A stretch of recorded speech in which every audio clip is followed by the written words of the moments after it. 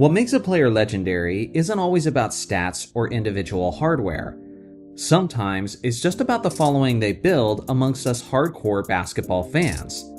Today, we're counting down the top 10 cult classic NBA players of all time. You know the type.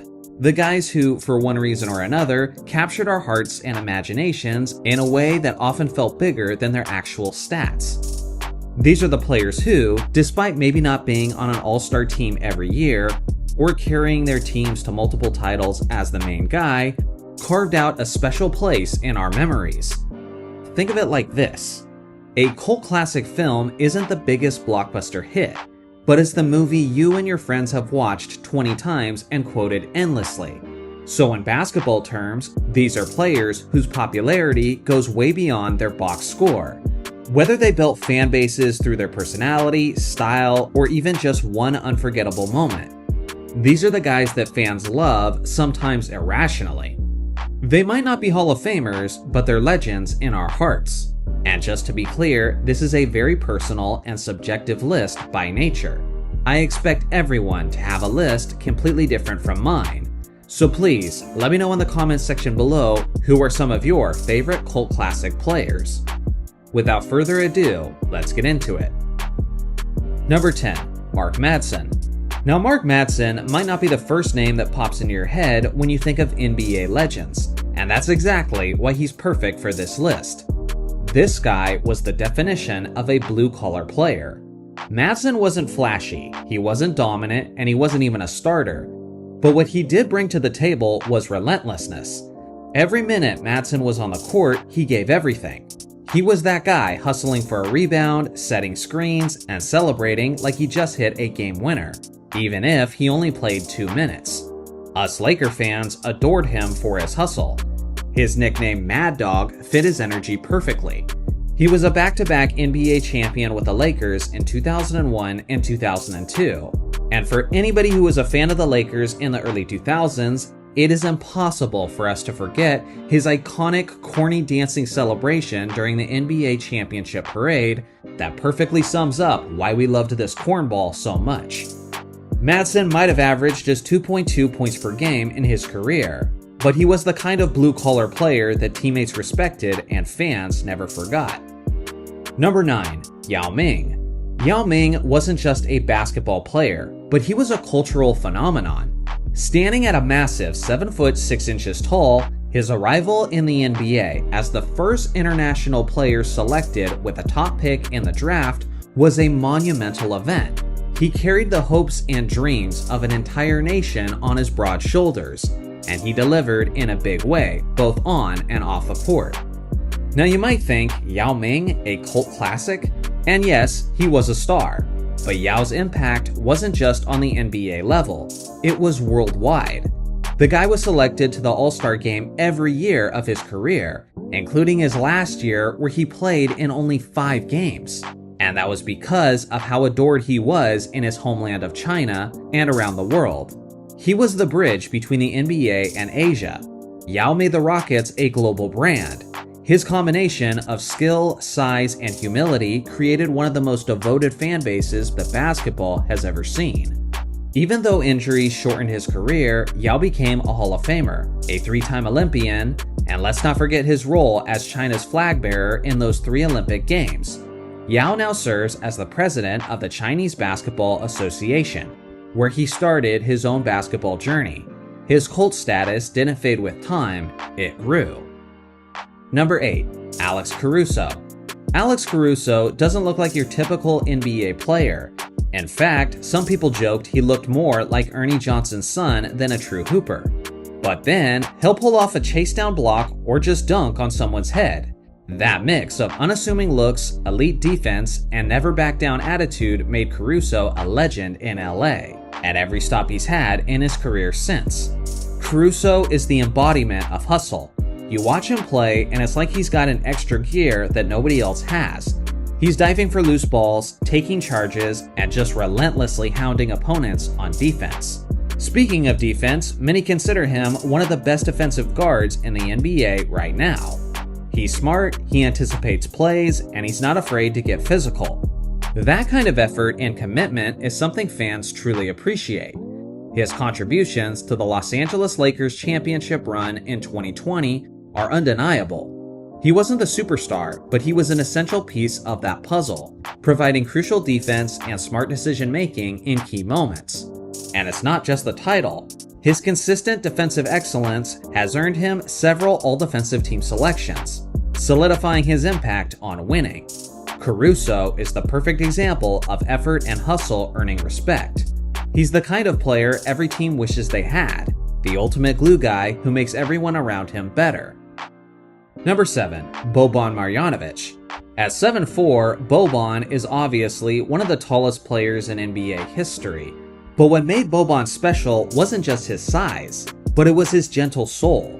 He's widely known as one of the kindest, most likable players the league has ever seen.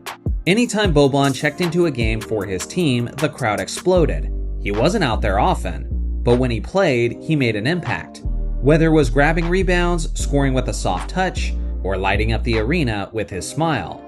Even though he hasn't been a consistent starter throughout his career, Boban's limited but memorable on-court appearances have only added to his mystique. Every dunk and every hook shot feels special because of his sheer size. His off-court ventures have further cemented his cult following, from hilarious TV commercials to his unforgettable role in the movie John Wick 3. Boban has transcended the basketball world and become a recognizable figure within pop culture itself. Number 6. Chris Birdman Andersen. Chris Andersen didn't just play basketball, he attacked it with energy, emotion, and enough tattoos to fill up an art gallery. Birdman went from being the first D-League call-up in history to becoming a key defensive piece for the Big Three Miami Heat. In 2013, he shot 80.7% in the playoffs and helped Miami win the title. But stats were never the whole story with Birdman. His cult classic status extends beyond his impressive stats and championship ring.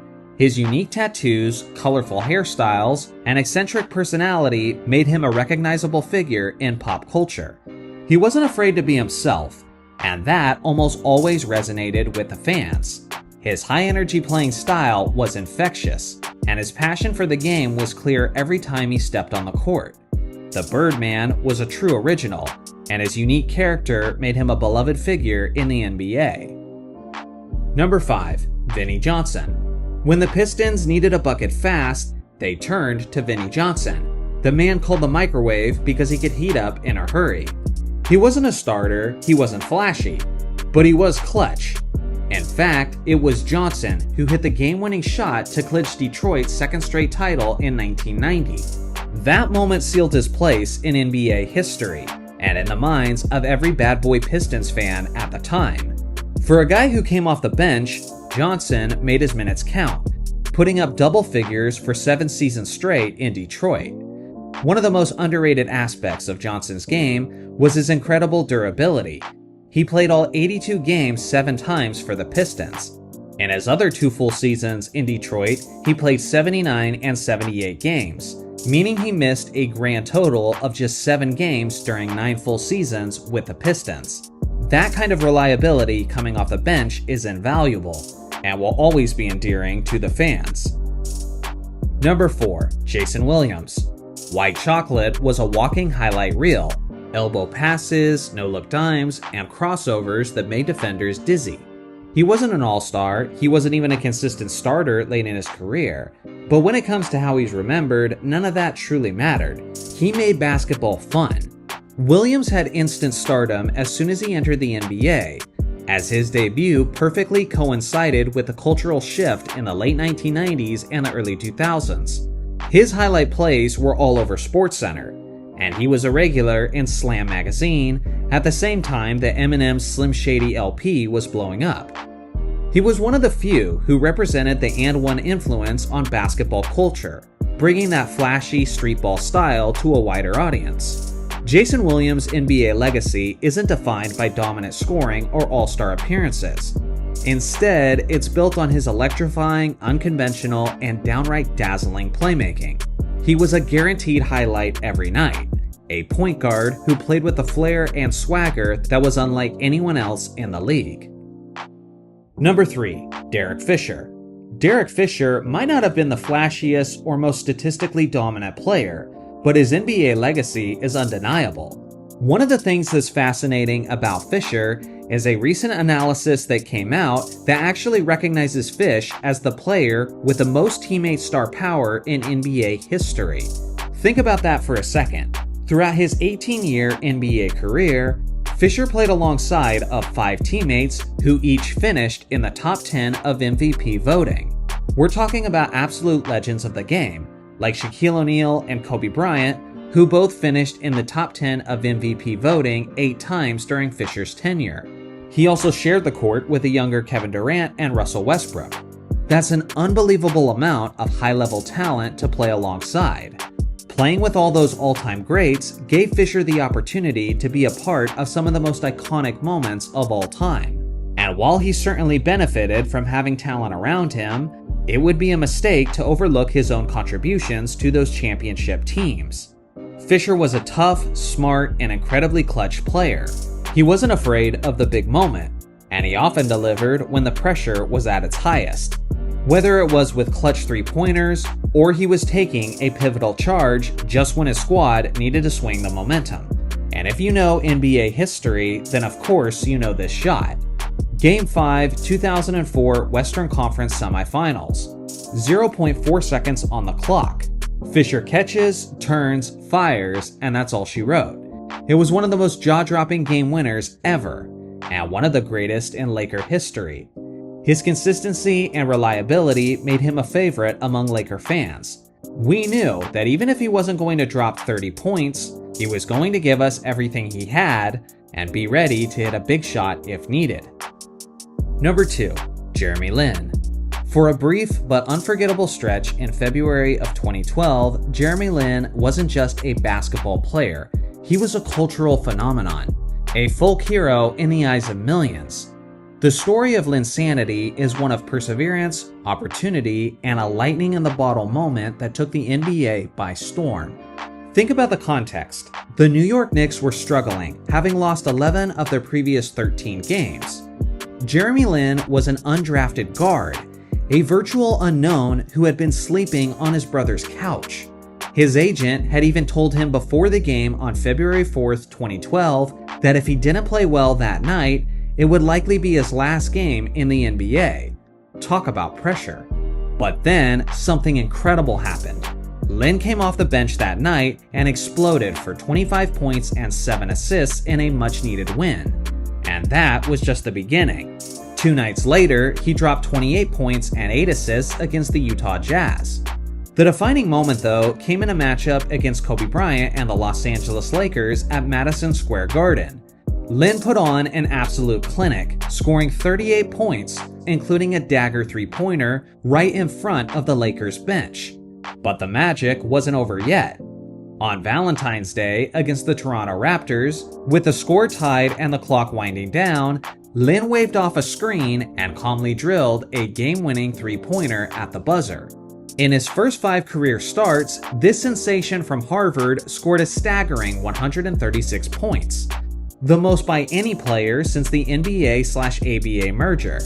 He went on to lead the Knicks to 10 wins in 13 games, completely turning around what looked like another lost season in the mecca of basketball. Suddenly, Jeremy Lin went from sleeping on couches and being mistaken for a team trainer to landing on back-to-back Sports Illustrated covers and being named one of Time's 100 most influential people in the world. The first American-born NBA player of Chinese or Taiwanese descent had an unprecedented run for an undrafted guard playing in the league's biggest market. Before we get to number 1, here's my incredibly long list of honorable mentions. Let me know below which one of these guys should have been in the list instead. Number 1, the GOAT himself, Brian Scalabrine. At the top of the list is the king of cult legends. For a certain generation of NBA fans, the White Mamba became something far, far more than just the role player that he was in reality. He became a legend, an almost mythical figure whose impact went so far beyond the box score and entered the realm of pure internet folklore. Scalabrine was never a prolific scorer. In his 11-year NBA career, he never averaged more than 6.5 points per game in a single season. By all traditional metrics, he was a career role player who spent a lot of time watching from the sidelines. But that's precisely where the magic of Scalabrine lies. He became the NBA's equivalent of Chuck Norris, the subject of countless over-the-top, hilariously dramatic online posts and memes. You see lines like, quote, "In a league that has seen legends take the court such as Michael Jordan, Larry Bird, and Magic Johnson, there is perhaps no greater icon in NBA history than Brian Scalabrine." The absurdity was the point, and fans couldn't get enough of it in the 2010s. The White Mamba nickname bestowed on him by the passionate Boston Celtic faithful was a testament to how beloved he became despite his limited playing time. It was ironic, for sure, playing off of Kobe Bryant's legendary Black Mamba moniker, but it was also coming from a place of love from the Boston faithful. Celtics fans appreciated his hustle, his team-first attitude, and the fact that he seemed to genuinely enjoy being a part of the team. While Brian Scalabrine might have been the ultimate ironic superstar, the love and admiration he received from the fans was very real. He became a symbol of the hardworking, team-first player who finds a way to contribute and connect with the fan base, even without the gaudy statistics.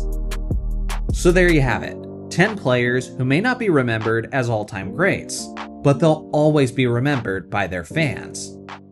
Right now, we are in the midst of one of the all-time great MVP races, which led one of my dedicated viewers to ask the question, what are the top 10 MVP races in NBA history? Now, when I'm looking at this list, I'm not just breaking it down by how close the races actually were, but what also matters to me is the depth of the race. Sure, if two players are having all-time great historic seasons, then that is going to be impressive and carry some weight. But in the instances where there were 5 or 6 guys that you legitimately could have given the award to, well then that's going to carry some weight as well. But as always, these are just my choices as the top 10 MVP races in NBA history. So if your opinion differs from mine, please let me know in the comment section below. But without further ado, let's get into it. Number 10, the 2008 MVP race. You guys all remember this one very well. It was the epic battle between Kobe Bryant and Chris Paul. Kobe ended up winning this award, and it was his first and only MVP of his career. I think the big separating factor was the fact that the Lakers had the best record in the Western Conference at 57-25. On the year, Kobe averaged about 28 points, 6 rebounds, 5 assists, and nearly 2 steals. You compare that to Chris Paul, who was averaging 21 points, 4 rebounds, nearly 12 assists, and 3 steals. It was mostly a two-man race, and we knew that one of these two players were going to win the award. With that being said, Kevin Garnett did put up a decent effort, as he averaged roughly 19 points, 9 rebounds, and 3 assists while being the Defensive Player of the Year in his first season with Boston. And then LeBron James came in 4th, as he averaged 30 points, 8 rebounds, and 7 assists, while hitting 48% of his shots. This was definitely one of the closer races and a good way to start off this list. Number 9, the 1975 MVP race. This one certainly had the depth, as it was rich with a lot of Hall of Famers in their prime. The winner of the award was the 23-year-old underrated legend Bob McAdoo, who put up averages of 34.5 points, 14 rebounds, 2 assists, and 2 blocks on 51% shooting.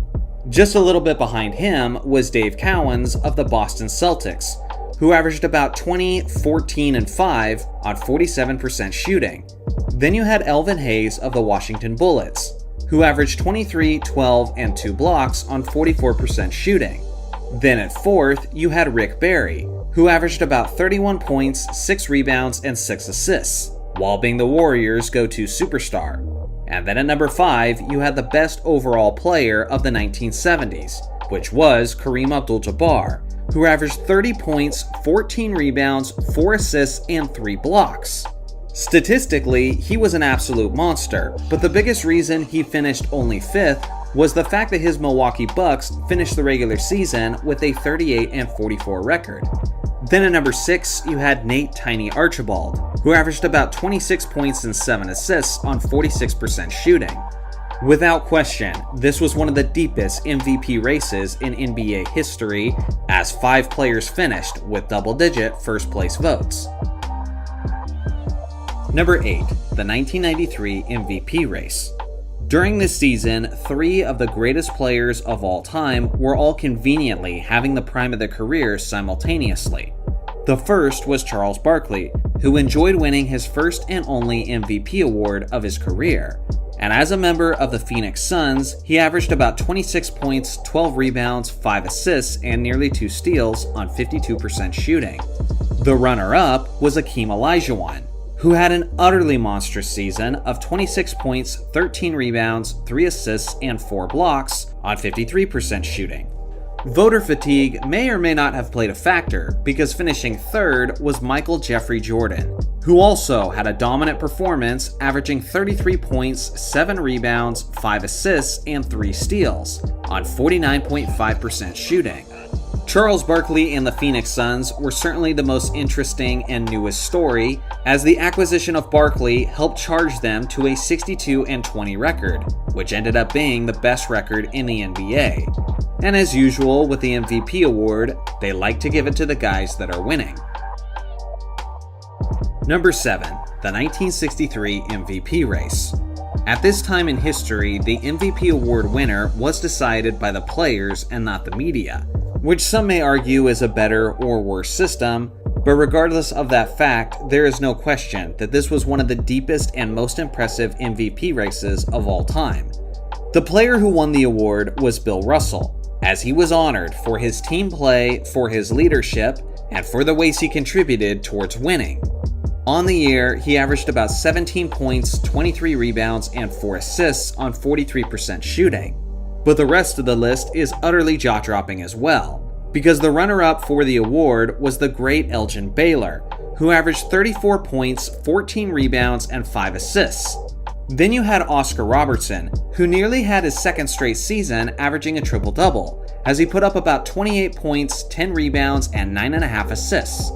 Then in fourth place was Bob Pettit, averaging 28 points, 15 rebounds, and 3 assists. Then Jerry West came in fifth, who only got 2 first-place votes, yet averaged 27 points, 7 rebounds, and 6 assists. All the way down in the 7th spot is the amazing Wilt Chamberlain, who on the year averaged 45 points, 24 rebounds, and 3 assists, and he also had by far the most win shares on the season.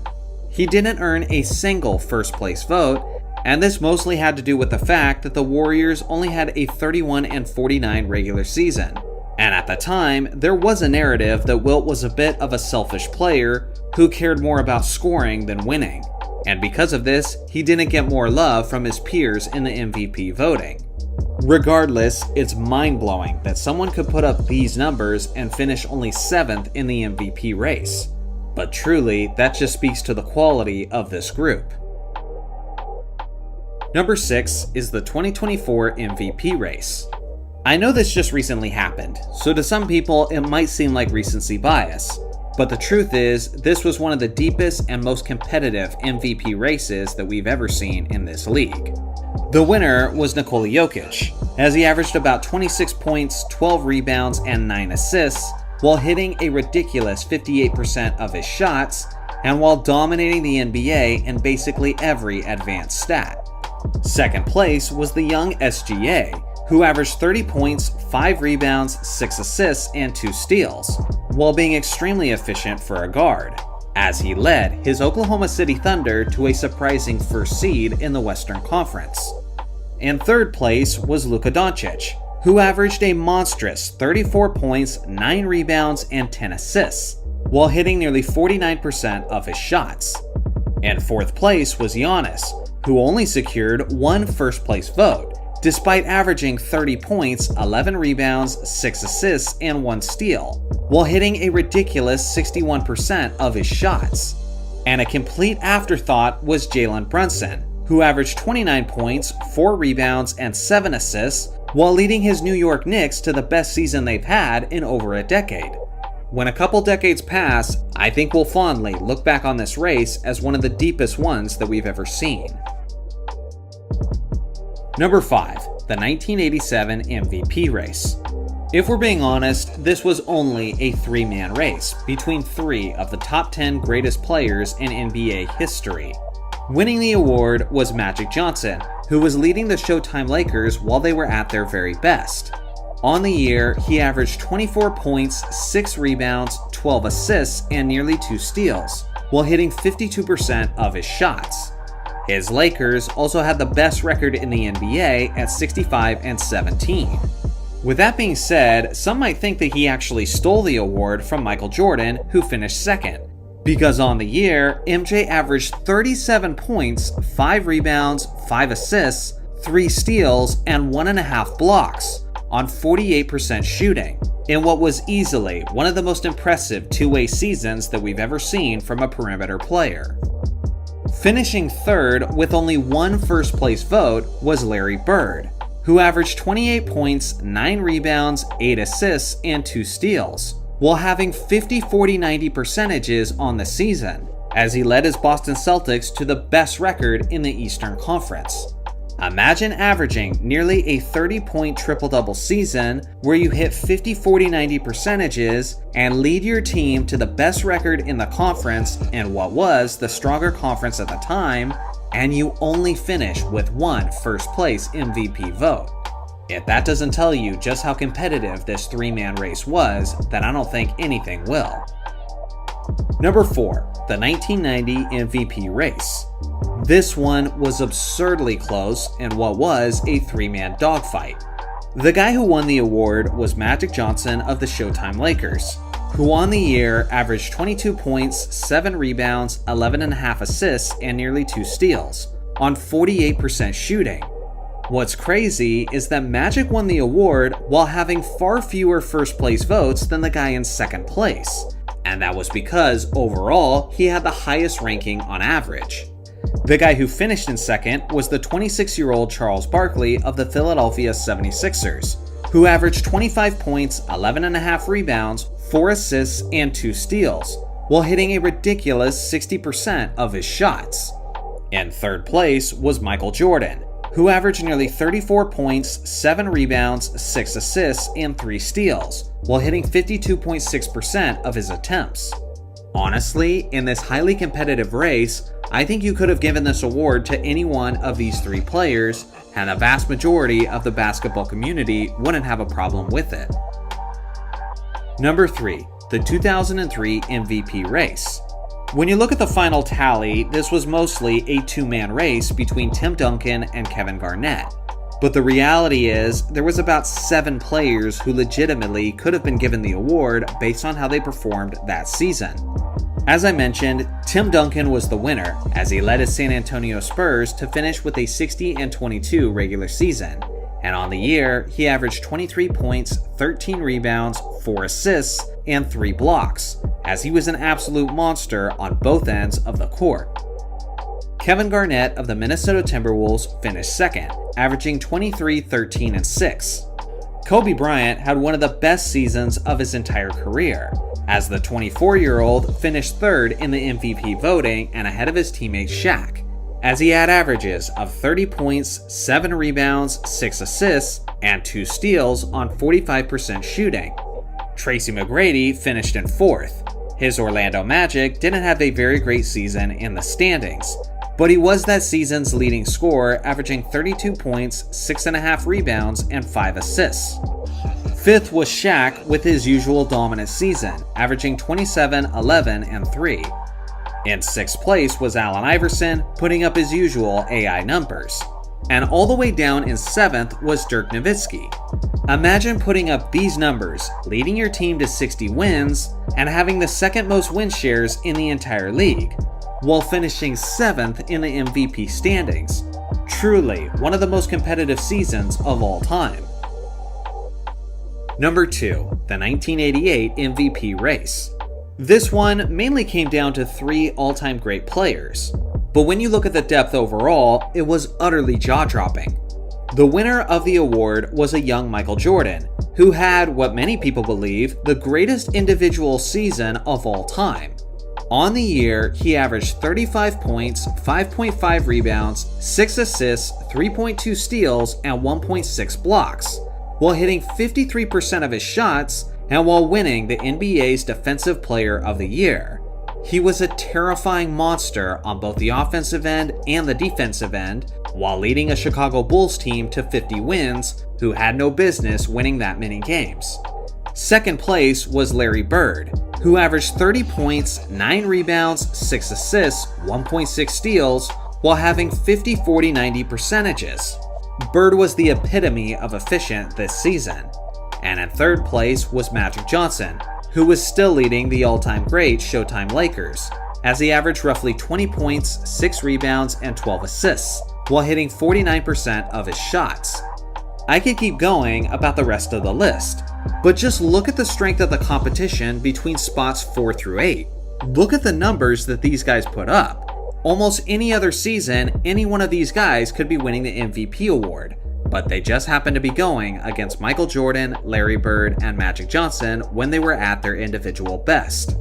For goodness sake, let's scroll down all the way to the 12th spot, where you'll find the all-time great Isaiah Thomas, who led his Detroit Pistons to 54 wins, who eventually went all the way to the NBA Finals.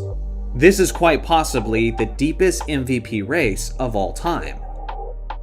Here is my list of honorable mentions, should any of these seasons have made the top 10 list instead. I look forward to hearing your thoughts in the comment section below. Number 1. The 1962 MVP race. This one is not only famous, but it was incredibly historic, as it includes many NBA records.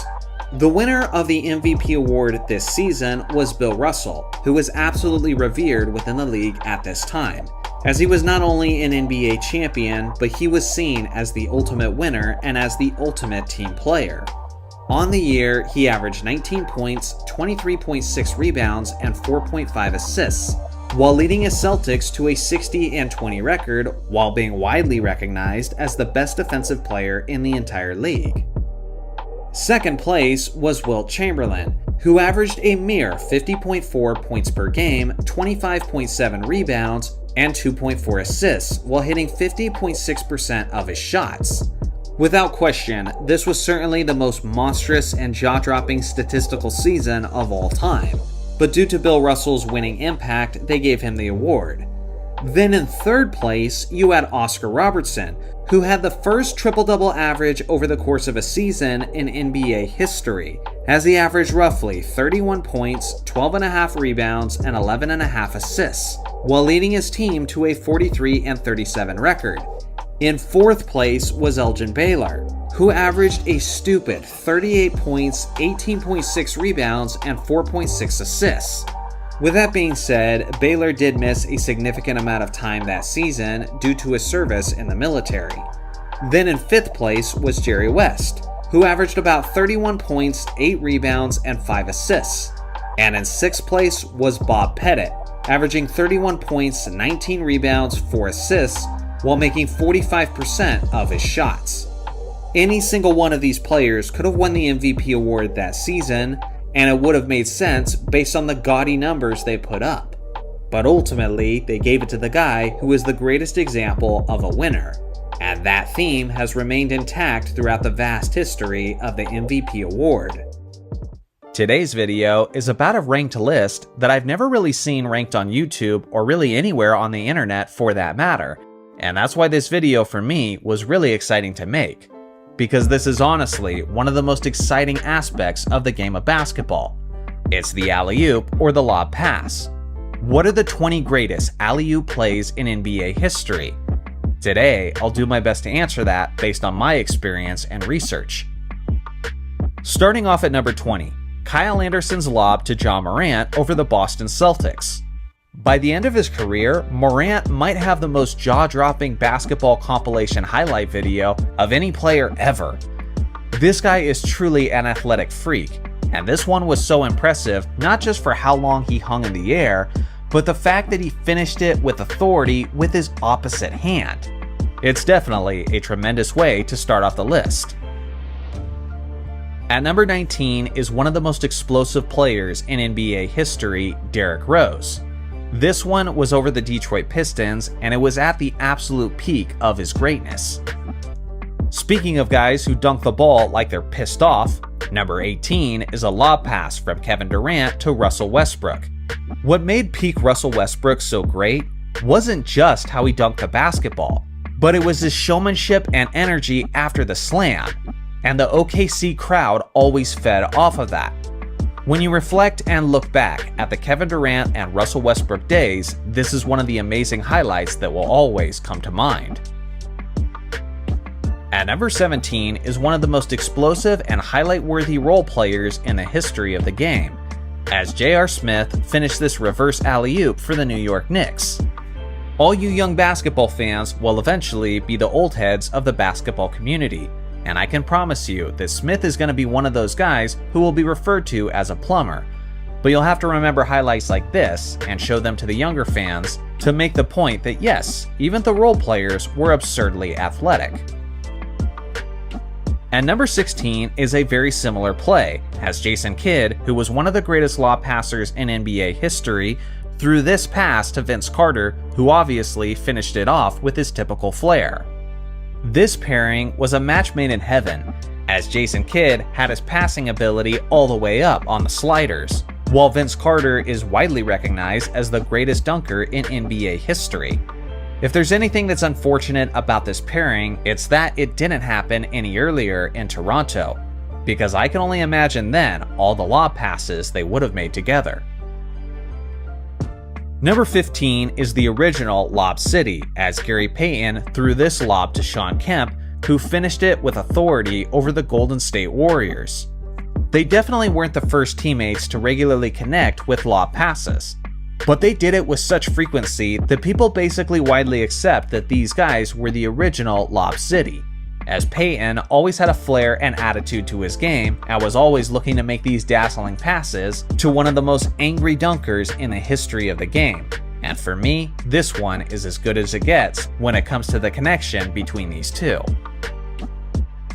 Number 14, Kyrie Irving's lob pass to LeBron James off the backboard as he finished it with the left hand over the Toronto Raptors. This one is nuts, and not only does it get extra points for originality, but LeBron finishing it with the left hand is absolutely incredible. You could probably count the amount of players who could pull this off on the dunking end on one hand, as you not only have to be great with both hands, you have to be insanely athletic, be very large, be very fast, and have a great wingspan in order to pull this off. With that being said, all those attributes will ensure that this won't be the last time that LeBron's on the list. Number 13 is Jameer Nelson to Dwight Howard, who absolutely destroyed Drew Holiday of the Philadelphia 76ers. This was at the absolute height of Dwight Howard's powers for the Orlando Magic, as he was so strong, such a great leaper, and just dunked with such ferocity during this era. Unfortunately, it happened to be a small player in Drew Holiday who just happened to get in the way at the wrong time, and for this reason, he'll be remembered forever for being on the wrong end of one of the all-time great posters. Number 12, Darren Collison to Willie Cauley-Stein over the Boston Celtics. To put it simply, if you don't like this, you don't like NBA basketball. This is one of the most underrated plays in NBA history if you ask me, because I guarantee you there's a lot of viewers watching this one who've never even seen this play. The fact that it doesn't have star power to it certainly holds it back, but when you're looking at its execution, how far back he had to reach for it, and how hard he finished it, it's certainly worthy of a very high spot on this list. Number 11, LeBron James's alley-oop finish over Jason Terry of the Boston Celtics. This one has become a deep symbol and memory of the Miami Heat's Big Three era. And this one was not only filthy, nasty, and disrespectful, but it was also a huge moment for LeBron, as he just destroyed Jason Terry, who famously gave him one of his worst memories in basketball history in the 2011 finals. So this felt like a major turning of a page. So not only is it a great highlight, but it gets extra points for its significance. Now onto the top 10. Starting off at number 10 is Brian Shaw to Kobe Bryant over the Philadelphia 76ers. This one was fantastic, because it was actually a rare bad pass from Brian Shaw, but despite that, Kobe was able to go get it and contort his body in such a way where he was still able to finish the slam on this and one play. I think a lot of people forget just how freakishly athletic Kobe Bryant was in his Froby days, but that insane athleticism was certainly on display in this play. Number 9 is another Miami LeBron finish, as he converted this alley-oop over John Lucas. This is a 6'9", 260-pound player jumping completely over a player as he completes an alley-oop finish. Guys this big and this strong are not supposed to be this quick and be able to jump this high, but this was peak LeBron James, doing what peak LeBron James does. Number 8 is Vince Carter's windmill alley-oop finish. Air Canada was absolutely insane, as he was half man, half amazing, and there are very few plays that sum that up better than this one, as he caught the pass, had his head at the rim, and finished it thunderously with a windmill like he had done it a million times before.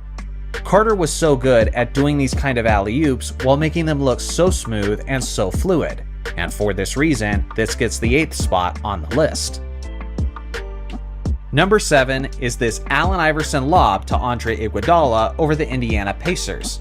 At this point, I feel like Iggy is most remembered for his contributions to the Golden State Warriors, as he was the Finals MVP in 2015. But what a lot of young basketball fans don't know is just how ridiculously athletic this guy was in Philadelphia, as he was a very quality player. If we're being honest, this pass from Allen Iverson was kind of a bad pass, as it looked like it was going to be way out of Iggy's reach. But that's when he put his insane athleticism and ability on full display, and finished it with insane power. This was certainly one of the most difficult alley-oops to convert on this list. Number 6 is once again J.R. Smith, who made this incredible 360 alley-oop. Some will say this was a 540 in actuality, but regardless, is fondly remembered as a 360 alley-oop, as he finished the play with tremendous power. If there's such a thing as getting extra points for his uniqueness, then this one certainly deserves it, as there are very few plays like this in NBA history. Number 5, Chris Paul's lob pass to DeAndre Jordan, as they absolutely destroy Brandon Knight. To many people, this is viewed as not only a great alley-oop pass, but also as the greatest dunk in NBA history. To be honest, I have it higher on my list of dunks than I have it on my list of alley-oops.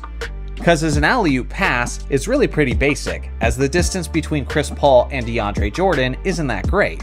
And when DeAndre caught it, he didn't really catch it at the peak of his jump. What makes this play so famous is how he finished it, as he just destroyed Brandon Knight in such a way that he'll never recover from.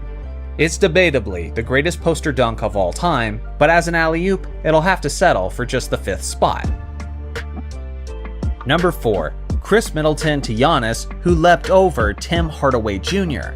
This one was very similar to that LeBron James play earlier where he leapt over John Lucas, but this one was even more impressive as Giannis jumped from further out and finished it with even more authority.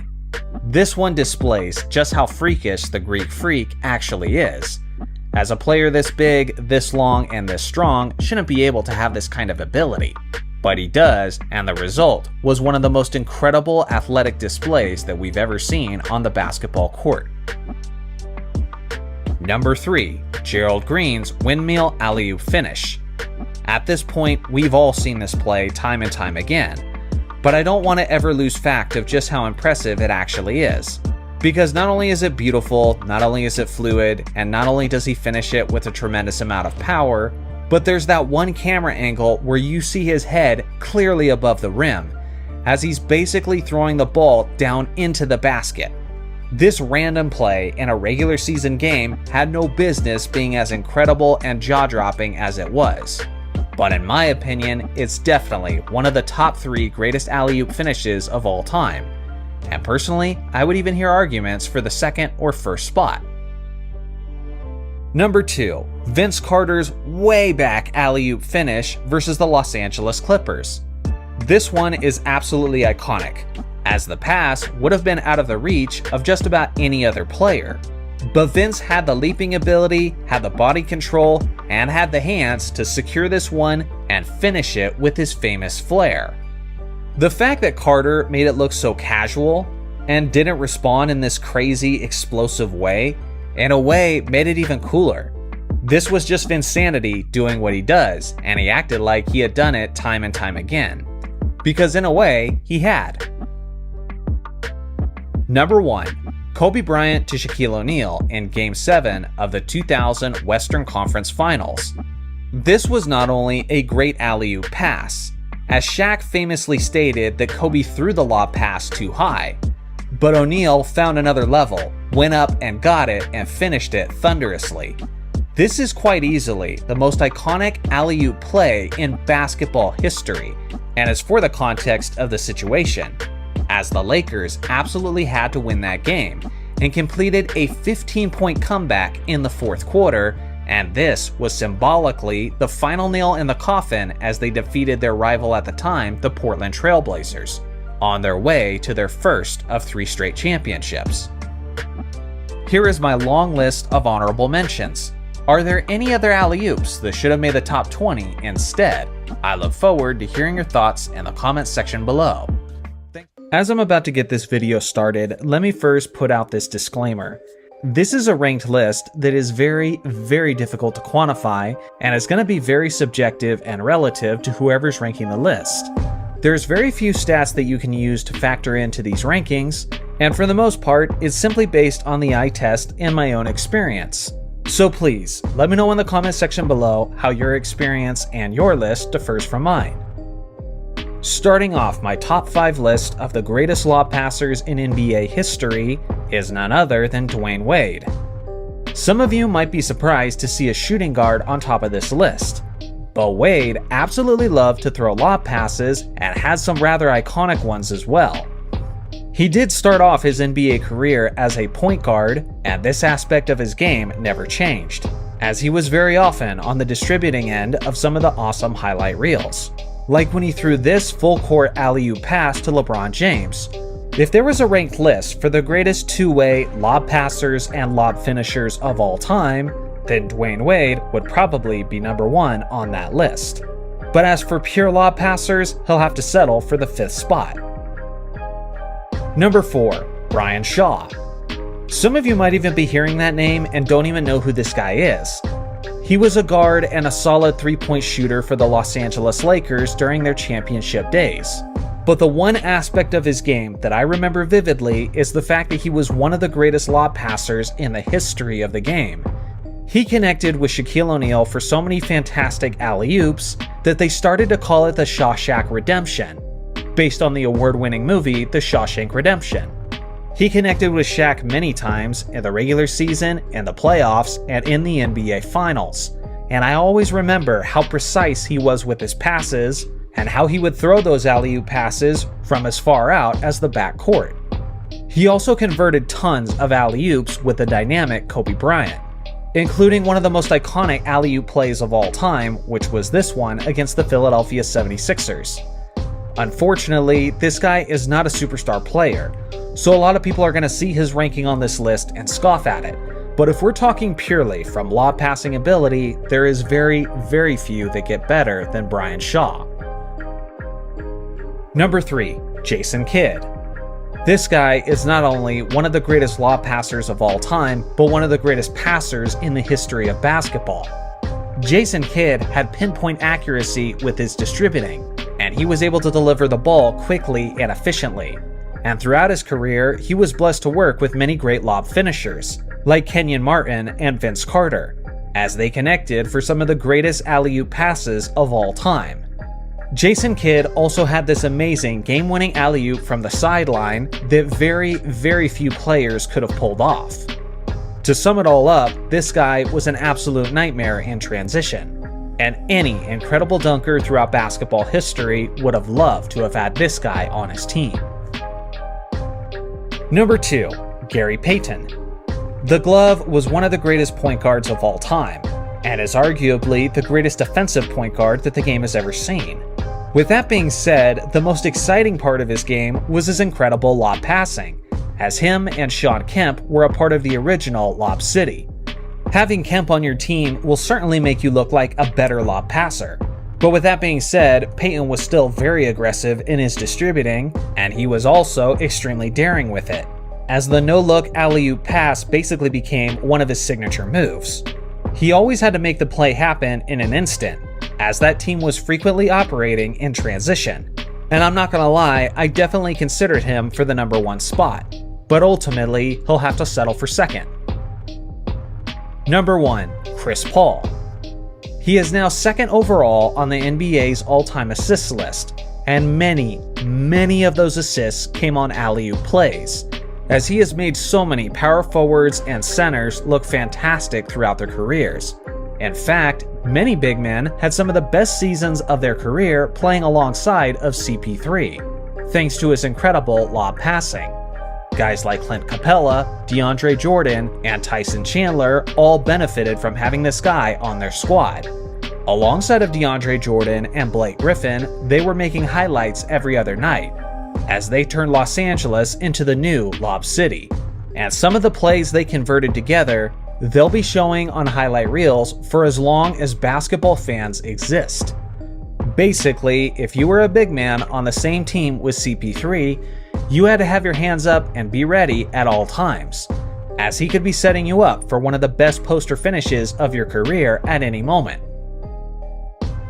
Here is my list of honorable mentions, should any of these players have made the list instead. I look forward to hearing your thoughts in the comment section below. So recently, I saw this post on X and it made me facepalm big time. The topic of the most influential players in NBA history is a pretty frequent discussion, especially on social media. And what's annoying about posts like this is it literally says in the post the most influential players ever, while only having guys represented who played during their lifetime. The truth is, when you're really looking at who were the most influential players in NBA history, there's a lot more that gets factored in than simply how cool the player was, how good the player was, or how many people look up to him. Today, I'm bringing you my list of the top 5 most influential players in NBA history. And honestly, I thought about making this a top 10 list, that way I can include more players. But part of me feels like the reason this is such a spicy topic is because we usually only limit it to 4 or 5 players. So it really starts to get tough to narrow it down and decide who gets left off. So please, let me know in the comment section below how your list differs from mine. First off, at number 5, I've got Allen Iverson.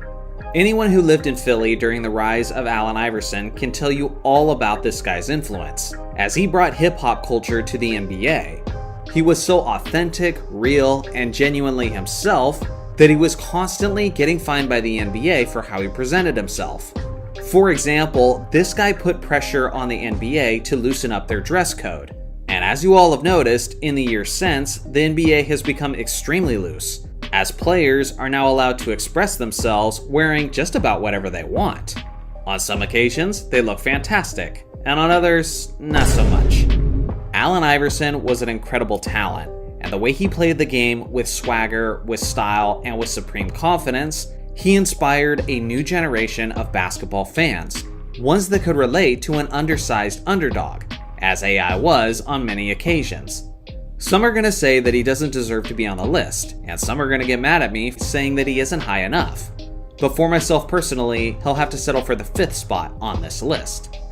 Number 4, Steph Curry. He is quite simply the greatest shooter in NBA history, as he is the league's all-time leader in three-pointers made, and by quite a margin. He literally changed the way the game is played. I was living in the San Francisco Bay Area during the rise of Steph Curry, and let me tell you, just from playing pickup ball in 24-hour fitness, I could see the influence of Steph Curry, as guys were pulling up from 30 feet out with extreme regularity when they had no business doing so. The NBA itself became a three-point shooting league because of his impact, as everyone wanted to emulate the Warriors' success.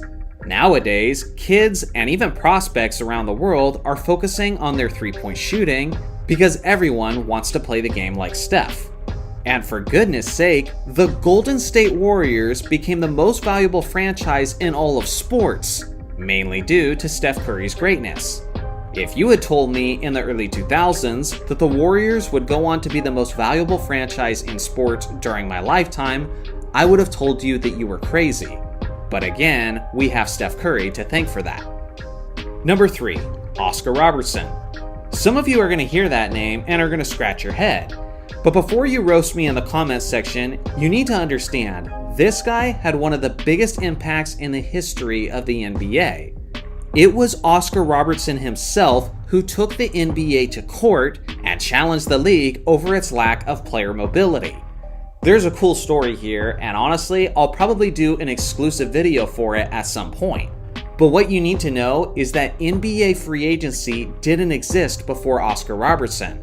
And if it wasn't for him stepping in, free agency might not exist in the NBA.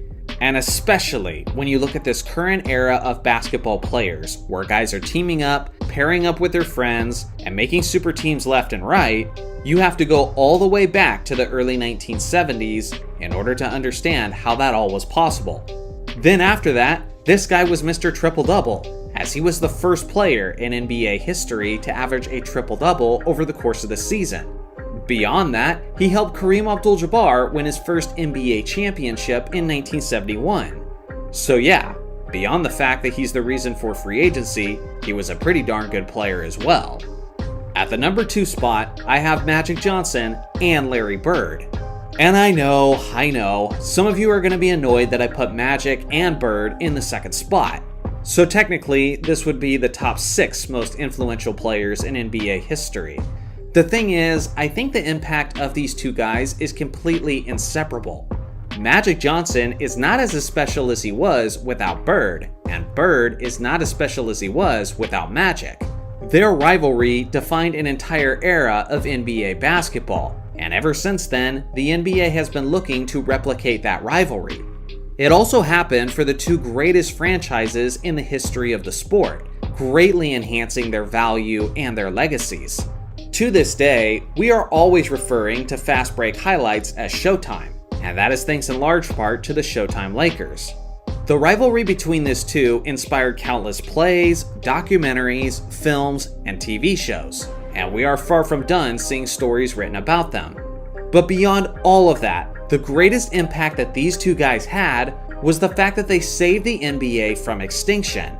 Because the truth was, the late 1970s saw some of the worst basketball ratings of all time. As the fandom was divided, drug abuse and violence were rampant throughout the league, NBA games themselves were on tape delay until Magic and Bird took off in the NBA, and they were in desperate need of a savior or two when Magic and Bird showed up.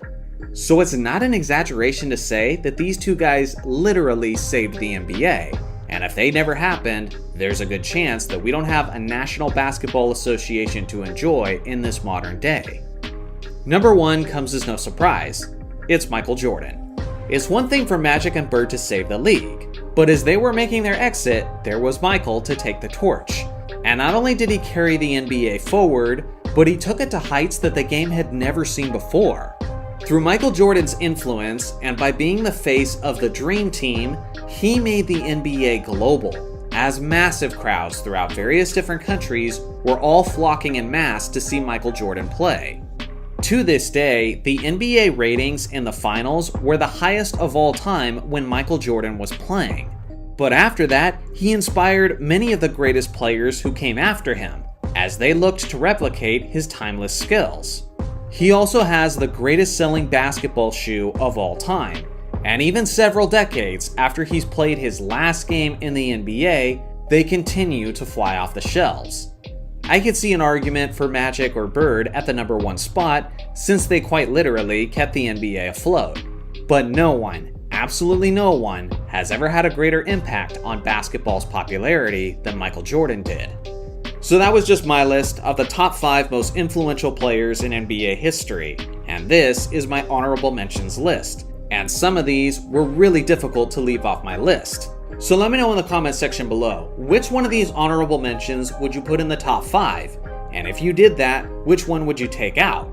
I look forward to hearing your thoughts in the comments section below. Despite what you hear from kids on modern day social media, there has actually been many athletic freaks in the NBA's history. Some of the greatest dunkers the league has ever seen did in fact play before either of us were born. Today, I'm bringing to light some players that I will not let you guys forget. First off, Stromile Swift. This 6'9" power forward entered the NBA in the year 2000. And although he was no superstar or even an all-star for that matter, he was certainly a highlight getter and a remarkably ferocious dunker, as he has some incredible highlight compilations that almost never get any shine. One of the reasons he's not really remembered, other than by the biggest basketball nerds, is because this dude spent his entire career playing on bad teams. But like I said before, this guy was ferocious, and he had the kind of attitude and personality where he was going to let you know about it. The second player is Desmond Mason. If we were to hold a massive slam dunk contest tournament where the greatest dunkers in NBA history all competed against one another, Desmond Mason would be my dark horse candidate. This dude was insanely athletic. As a 6'7" small forward, he can make just about any kind of dunk, including windmills, East Bays, from the free throw line, whatever. But beyond that, he was actually a pretty solid basketball player. Earlier in his career, he was a 6th Man of the Year candidate, and later on, when he was starting for Milwaukee, he was averaging about 17 points per game. He was a remarkable above-the-rim player, whether it was in the dunk contest or in the actual games, and he was actually the NBA's dunk contest winner in 2001. Next is Jason Richardson. This 6'6" wing actually competed in the same era as Desmond Mason, as the two went toe-to-toe in the slam dunk contest and one of the most underrated dunk contest battles in NBA history. He won the slam dunk contest in back-to-back seasons in 2002 and 2003. Before Zach LaVine was flying through the air doing a variety of dunks with insane ease, that's what Jason Richardson was doing, as he made windmills, East Bay dunks, and variations of East Bays look insanely easy. If he was a superstar player, then these dunk contest victories would be remembered even more fondly, and you'd be seeing these dunks over and over again for the rest of time. But instead, seeing that he was just a solid role player, they're now a bit underrated and overshadowed by comparison. Next is the 6'10" power forward Larry Nance. When everybody likes to talk about how players are now bigger, stronger, and faster than they were in years past, Larry Nance Sr. is a great player to bring up. Because as impressive as his son is as a dunker, there is no question that Sr. is bigger and more impressive. This guy was the NBA's first ever dunk contest winner, which took place in 1984. And personally, my favorite dunk of his was this one, which they actually only scored a 44. But to be quite frank, I don't think I ever saw this dunk again in the NBA's dunk contest, so this should have been at least a 49. He was also a solid player overall, as he averaged as high as 22 points per game with the Phoenix Suns in 1987, and with his size, length, and his ability to cover ground, he was also a very solid defensive player. The last player we're looking at in this video is the 6'4" shooting guard Darrell Griffith. This guy was a high flyer and a quality player. He was the NBA's Rookie of the Year in 1981, and this guy was so magnificent above the rim that he earned one of the greatest nicknames in NBA history, which is Dr. Duncanstein. Imagine having a nickname like Dr. Duncanstein as a 6'4" player. Unfortunately, he's not really remembered because he spent the prime years of his career with the Utah Jazz before they acquired Karl Malone and John Stockton. With that being said, Utah fans will fondly remember this guy as one of the most jaw-dropping athletes of all time. But like I said before, he was quite the quality scorer overall, as he got as high as 22 points per game in 1983. And he would be quite dangerous in the modern NBA, as he was actually the most efficient three-point shooter in the entire league in 1984. So that was just a quick little reminder that there have always been remarkably skilled athletic freaks throughout the NBA. And please, let me know in the comment section below who is a player that you'd like to bring attention to. I look forward to hearing your suggestions in the comment section below.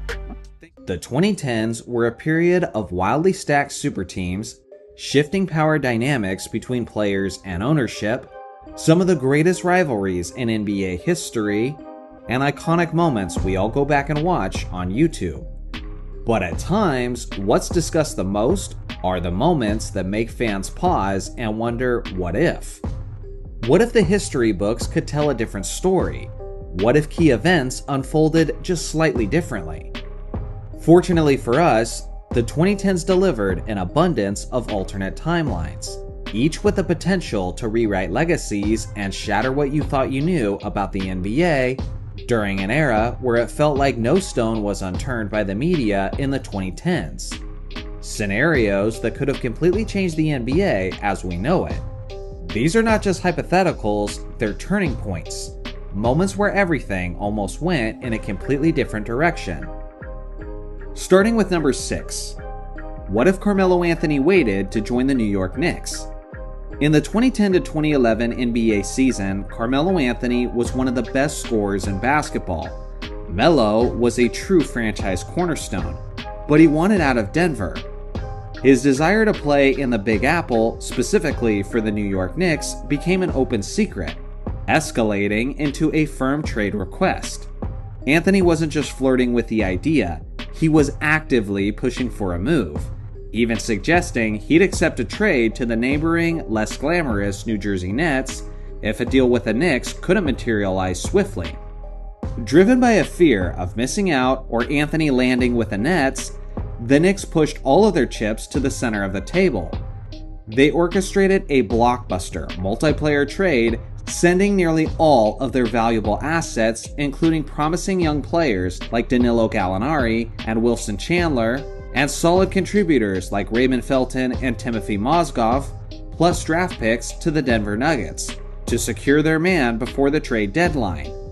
On the surface, it was a major move by New York. The Knicks instantly had 2 players ranked among the league's top 6 scorers that season in Melo and Amari Stoudemire. However, the cost of acquiring Anthony when they did proved to be crippling. In their eagerness to land Melo immediately, the Knicks gutted their roster depth and stripped themselves of future flexibility. The very pieces that could have formed a strong supporting cast around Anthony and Stoudemire were now wearing Nuggets uniforms. The trade, thanks to Melo's impatience, had handcuffed them from the start, leaving them perpetually top-heavy and lacking the necessary complementary pieces. Ironically, the Denver Nuggets, armed with assets acquired from New York, flourished.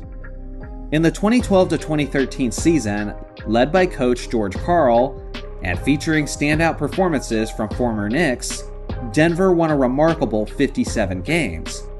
They became one of those rare, exciting teams that thrived without a traditional superstar, boasting an incredible 38-3 home record, the best in the NBA that year. They showcased the depth and balance that the Knicks had sacrificed. Now imagine an alternate timeline. What if Carmelo Anthony had simply played out his season in Denver and signed with the Knicks as a free agent in the summer of 2011? New York would have kept their valuable young players and draft picks. They would have added Anthony to a core that already included Stoudemire, Gallinari, Chandler, and Felton. This would have created a team with significantly more depth, versatility, and firepower. And here's the best part for Knicks fans. They could have used those retained assets to pursue another superstar to pair with Melo and Amari. Rumors swirled at the time about Chris Paul's desire to team up with his close friend Carmelo in New York. With their full complement of assets intact, the Knicks would have been in a prime position to make such a landscape-altering move. Number 5. What if LeBron James stayed in Cleveland in 2010? July 8th, 2010, a moment that is seen by many as the point that ushered in the quote player empowerment era. ESPN aired The Decision, a televised special where LeBron James, a man who is essentially synonymous with Ohio basketball, announced he was taking his talents to South Beach to join Dwayne Wade and Chris Bosh on the Miami Heat. The decision sent shockwaves through the league, instantly creating a polarizing super team. And yes, it was a super team. And the move left Cleveland heartbroken and reeling. But what if that broadcast had ended differently? What if LeBron, facing immense pressure but weighing his loyalty to home, had done what many fans thought he was going to do all along and had chosen to stay with the Cavaliers? Let's explore that alternate universe and look at some realistic moves that could have been made to make the Cavaliers a viable finals contender in the early 2010s. Just 1 year later, Cleveland, who did this in real life anyways, trades Mo Williams and Jamario Moon to the Clippers and gets back Baron Davis and a first-round pick. That pick, it becomes Kyrie Irving. Now LeBron has a dynamic young point guard beside him, and with the new 2011 CBA to wipe Anton Jamison's $15 million off the books, creating cap space. Then, in 2012, the Cavaliers could have potentially packaged some existing pieces. Perhaps veterans like Delonte West and Daniel Gibson, along with a draft pick, go to Houston. In return, they'd get Kyle Lowry, only 25 years old, already a bulldog on defense, and the perfect complement to Kyrie's skills. Fast forward to the summer of 2013, and now, with cap space available, the Cavaliers would be set up to target a high-impact free agent.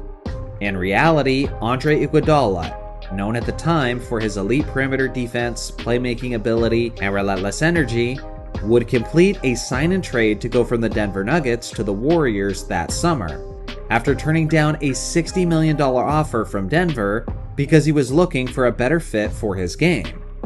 So, if Cleveland offered a chance to play alongside of LeBron James and Kyrie Irving, forming a potential powerhouse in a weaker Eastern Conference, would he not have been tempted? Iggy would bring championship pedigree and a versatile skill set, precisely the kind of player who thrives alongside of LeBron, a high IQ, unselfish, defensive-minded wing who doesn't need the ball constantly to make an impact. That's a core of LeBron, Kyrie, Lowry, and Iguodala for the 2013 to 2014 season. This team possesses elite talent, defensive versatility, playmaking, and scoring. While LeBron was winning his first two championships in Miami in real time, this hypothetical Cleveland squad would have been right there, battling for Eastern Conference supremacy and potentially NBA titles. Winning those championships in Cleveland would have resonated differently, fulfilling the promise of bringing a title home years earlier, and perhaps altering the entire narrative surrounding LeBron's legacy. The decision became a defining moment, but the decision not to leave would have created an equally compelling and perhaps more celebrated chapter in LeBron's career. Number 4. What if James Harden was never traded away from the Oklahoma City Thunder? General Manager Sam Presti had masterfully assembled an amazing core through the draft of the late 2000s, hitting consecutive home runs by selecting Kevin Durant in 2007, Russell Westbrook in 2008, and James Harden in 2009. This trio, brimming with talent, athleticism, and potential, quickly transformed the Thunder into contenders. Their win totals climbed steadily each year, culminating in a trip to the 2012 NBA Finals, where they fell to LeBron James and the Miami Heat. Despite the loss, the future looked blindingly bright for the small market squad. This appeared to be the dawn of a dynasty. But in 2012, the Oklahoma City Thunder traded James Harden to the Houston Rockets, over just $4 million. Think about that. This was a team that had just gone to the NBA Finals. They had Kevin Durant, Russell Westbrook, and Harden, who was then the sixth man of the year. What followed next is almost unbelievable. Within the next 6 years, each member of that original young Thunder core blossomed into an individual force of nature, each reaching the pinnacle of the sport by winning an MVP award. Kevin Durant won his in 2014 with OKC, averaging the most points per game by an MVP since Michael Jordan in 1988. Then Russell Westbrook, who remained with the Thunder for the longest out of the three, won his MVP in 2017. While averaging a triple-double over an entire season for the first time since 1962. And finally, there was James Harden, who was unleashed as a primary offensive engine in Houston, and he won his MVP in 2018, embarking on scoring tears only matched by Michael Jordan and Wilt Chamberlain. The individual success was incredible, but it has forced us to ask the question, what could have been achieved if they stayed together? If the Thunder ownership had bridged that small financial gap, and if they had kept their homegrown Big Three intact, what heights could have been reached? The dynamics would have been fascinating. Durant, the lethal scorer and closer, Westbrook, the explosive triple-double machine, and Harden, a crafty playmaker who would probably most resemble his style during his brief time with the Brooklyn Nets, where he looked like a discount New Age Magic Johnson with the ball in his hands. Could three high-usage alpha personalities coexist long-term? Would egos clash? Or would they have shared history, with complementary skills forging an unbreakable bond? We'll never know for sure, but the potential was immense. James Harden himself has weighed on this, while acknowledging that staying in OKC as the sixth man might have initially limited his personal growth compared to his explosion in Houston. He firmly believes that the team's success would have followed. He'd say on a podcast in 2024, if the Thunder would have stayed together instead of being broken up over $4 million, we would have won 2 chips at least. Trading Harden saved the Thunder's owners some money in the short term, but it likely cost them multiple championships and a chance to be remembered as one of the greatest dynasties the league has ever seen. Number 3. What if Kevin Durant signed with the Boston Celtics in 2016? The summer of 2016 was dominated by the Kevin Durant sweepstakes. After 9 brilliant seasons with the Oklahoma City Thunder, the recent MVP winner, who was still very much in the prime of his career, was now an unrestricted free agent. KD met with several teams who promised to be the missing link that would get the Slim Reaper to an NBA title. His ultimate decision? Joining the 73-9 Golden State Warriors. And it sent shockwaves through the league, creating arguably the most dominant team ever assembled, and it altered the competitive balance within the league for years. But another finalist in the KD sweepstakes presents a fascinating alternative: the Boston Celtics. Durant grew up idolizing Larry Bird, and he said that he loves the city of Boston and their attitude towards their city's sports. Boston, led by general manager Danny Ainge and head coach Brad Stevens, made a compelling pitch, even bringing NFL and Boston legend Tom Brady to their meeting in the Hamptons. What if that pitch had swayed Durant? What if, instead of joining the established super team in the Bay Area, KD had chosen to forge his own path in the Eastern Conference with the Celtics? Let's assume Durant signs the same 2-year deal that he did in 2016 to join Boston instead of the Warriors. He'd arrive alongside of a 30-year-old Al Horford, who also signed with the Celtics that same summer, and was coming off of back-to-back All-Star seasons for Atlanta. Suddenly, Boston has 2 stars. But unlike Golden State, Boston was not a finished product. They were an organization rich with future assets, offering Durant the chance to be the clear centerpiece and number 1 option around which a contender would quickly be built through the draft. Just weeks before Durant's decision, the Celtics had used the number 3 overall pick, acquired from the Brooklyn Nets in the infamous Paul Pierce and Kevin Garnett trade, to select the promising wing Jaylen Brown. But the crown jewel of their asset chest was still to come. They held the Nets' unprotected 2017 first-round pick, which luckily ended up becoming the number 1 overall selection. Boston famously traded down to number 3 to select Jason Tatum, acquiring another future pick in the process. There is absolutely no reason KD joining would change those picks, as the Celtics stockpiled those long forwards for many seasons during the late 2010s. So Durant and Horford would be able to lead the team, while their young wings, Brown and Tatum, developed alongside of them. Picture that trajectory. Durant, one of the greatest scorers ever, mentoring and playing alongside 2 incredibly talented two-way wings in Tatum and Brown. As the young duo blossomed, the Celtics' ceiling would rise by the second. And where it gets crazy is Boston still had the assets necessary to make the trade for Kyrie Irving in the summer of 2017. Add Kyrie to the core of Durant, Horford, Tatum, and Brown, all playing under the highly respected guidance of Brad Stevens. That team possesses an incredible blend of scoring, playmaking, defense, youth, and veteran leadership. They would have instantly become favorites in the East, more than likely beating LeBron James' Cavaliers with ease if healthy. Could Durant have won championships in Boston? It seems highly probable. While the Warriors offered more immediate certainty, the Celtics' path offered longevity. Golden State's core was already established, but they also already had their own identity, compared to the Boston core, which would have been growing with KD as their leader.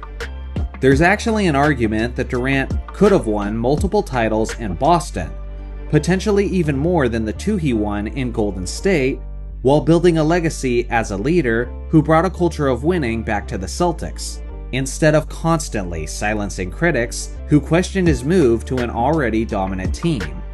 Choosing Boston over Golden State would have been a drastically different path, one that could have led to a Celtics dynasty ruling the league, and reshaping the NBA's power structure throughout the late 2010s and beyond. Number 2. What if Chris Paul became a Los Angeles Laker in 2011? In December 2011, just before the lockout-shortened NBA season was about to begin, the Lakers pulled off what looked like a blockbuster move. They were about to trade for Chris Paul, the superstar point guard who was unhappy with the direction of the New Orleans Hornets, pairing him with Kobe Bryant, and what would have been quite possibly the most elite backcourt in NBA history. It seemed like a done deal, a move poised to give Kobe Bryant another legitimate shot at championship glory. Then, the unthinkable happened. Then Commissioner David Stern, acting in his capacity as the effective owner of the league-controlled Hornets, vetoed the trade. The official reason was vague, quote, basketball reasons. But the reality was Stern faced immense pressure from several owners of small market teams, who were furious at the prospect of another super team forming in Los Angeles. Cleveland Cavaliers owner Dan Gilbert penned a particularly scathing email to Stern, questioning the fairness of the deal and furious over the competitive imbalance. Just 4 days later, a different deal was approved.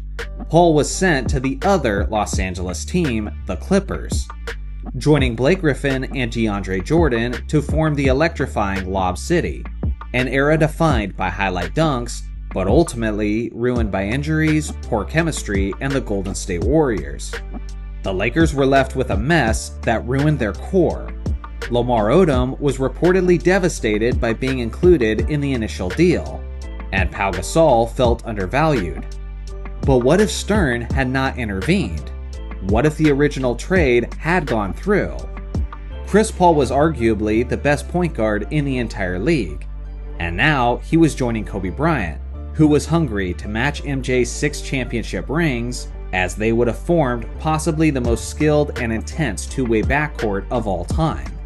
In the lockout-shortened 2011 to 2012 season, the Lakers, even without Paul, finished third in the West with a 41-25 record, led by Kobe Bryant and an all-star season from Andrew Bynum, who for a brief moment was seen as one of the few impact centers left in basketball. Now add a prime Chris Paul, who averaged nearly 20 points, 11 assists, and 2.5 steals over the previous 4 seasons, to Kobe Bryant and Andrew Bynum. Could that trio have overcome teams like the Thunder and Spurs in the West playoffs, and eventually the Miami Heat for a title that season? It's certainly possible. However, the ripple effect continues to extend further. The following summer, in August of 2012, the Lakers infamously traded for Dwight Howard. Assuming the Paul trade happened, the Lakers will still likely pursue Howard, as they still possessed the main piece necessary to make the deal work, Andrew Bynum. They'd send Bynum to Philadelphia and other assets to Orlando, bringing the dominant Howard to Los Angeles, but this time with one huge difference. A prime CP3 would be feeding him and Kobe the Rock instead of a 40-year-old Steve Nash. On paper, the talent is undeniable, easily enough to compete for a championship. Both Bryant and Paul later stated their belief that they would have won multiple titles together. Having said that, chemistry issues were still a possibility. Dwight Howard was recovering from back surgery and never seemed fully comfortable or healthy that season. It's possible that Kobe's well-documented intensity and Chris Paul's demanding leadership style could have clashed, or they might have even driven a more sensitive Howard away, much like what happened in reality. If the trio clicked, maybe Howard never leaves LA, and the Lakers contend for the rest of Kobe's career. If not, it could have blown up just as spectacularly as the actual Kobe-Dwight experiment did. There's also Kobe's devastating Achilles injury, but I'm prone to think that that injury never happens in the first place if Kobe isn't playing such an outlandish amount of minutes since his Lakers aren't struggling to make the playoffs. Make no mistake, the Lob City Clippers were exciting, but with that being said, the Kobe and CP3 Lakers remain as one of the greatest what-ifs of the decade. Number 1. What if Derrick Rose never got hurt? Entering the 2012 NBA playoffs, Derrick Rose wasn't just seen as a rising star, but he was the reigning MVP, the youngest player to ever win the award at just 22 years old. He was the hometown hero leading the Chicago Bulls, a team that was tied for the best record in the entire league. Rose possessed a combination of speed, power, and acrobatic explosiveness rarely seen from the point guard position. His ability to change direction at blinding speed and finish at the rim in ways that only he could made him one of the most exciting players in the league. He was the engine of a tough, defensive-minded Bulls team coached by Tom Thibodeau, and he was the hope of a city yearning for something that they had not seen since the Jordan era. Then came Game 1 of the first-round series against the 8th-seeded Philadelphia 76ers. Late in a game where the Bulls were comfortably winning, Rose elevated for a jump shot in the lane, a move he had executed to perfection thousands of times before. This time, however, when he planted his left leg, you could see a subtle twitch upon impact with the hardwood. The young phenom then crumpled to the floor, clutching his left knee. The collective gasp in the United Center was palpable. Everyone knew this wasn't going to be good. The diagnosis was a devastating torn ACL, which is basically a death sentence to a player of Rose's skill set. That single unfortunate landing didn't just end his season, but it altered the trajectory of his career and immediately shifted the balance of power in the NBA. The injury robbed Rose of the entire 2012 to 2013 season. While he eventually returned, he was never quite the same explosive athlete. That first major injury seemed to set off a domino effect of other ailments that prevented him from ever fully recapturing his MVP form. He had a career that seemed destined for the Hall of Fame that was tragically derailed in the blink of an eye. The 2010s were the golden age of point guards. Night after night, fans were treated to incredible duels involving Steph Curry's shooting revolution, Russell Westbrook's athletic force, Chris Paul's masterful orchestration, Damian Lillard's clutch heroics, and not to mention guys like Deron Williams, John Wall, Kyrie Irving, and Derrick Rose at his peak. Imagine the battles that we never got to see consistently. Rose's blinding speed versus Westbrook's raw power. His crafty finishing ability against Curry's perimeter wizardry. Who would have been more clutch between him and Damian Lillard in the fourth quarter? The league was robbed of years of potential epic matchups featuring a prime Derrick Rose. Think about the Chicago Bulls team built around him. They were not just a one-man show. They had strong coaching under Thibodeau, a solid front office, and a core featuring players like Joakim Noah, a future Defensive Player of the Year, a two-time All-Star in Luol Deng, and eventually Jimmy Butler, who was the perfect backcourt mate for the electrifying point guard. Before Rose's injury, the Bulls were legitimate title contenders, pushing LeBron's Miami Heat in the Eastern Conference Finals in 2011. Could a healthy Derrick Rose have led a tough, defensive-minded Bulls team past the Miami Heat and the Indiana Pacers? Could he have brought a 7th championship banner to hang in the rafters of the United Center? It all felt entirely possible until he got injured. Also, consider Rose's own evolution as a player. We saw glimpses later in his career of a player who adapted his game to work past his injuries, developing a more reliable jump shot and relying less on his athleticism that got him to the league.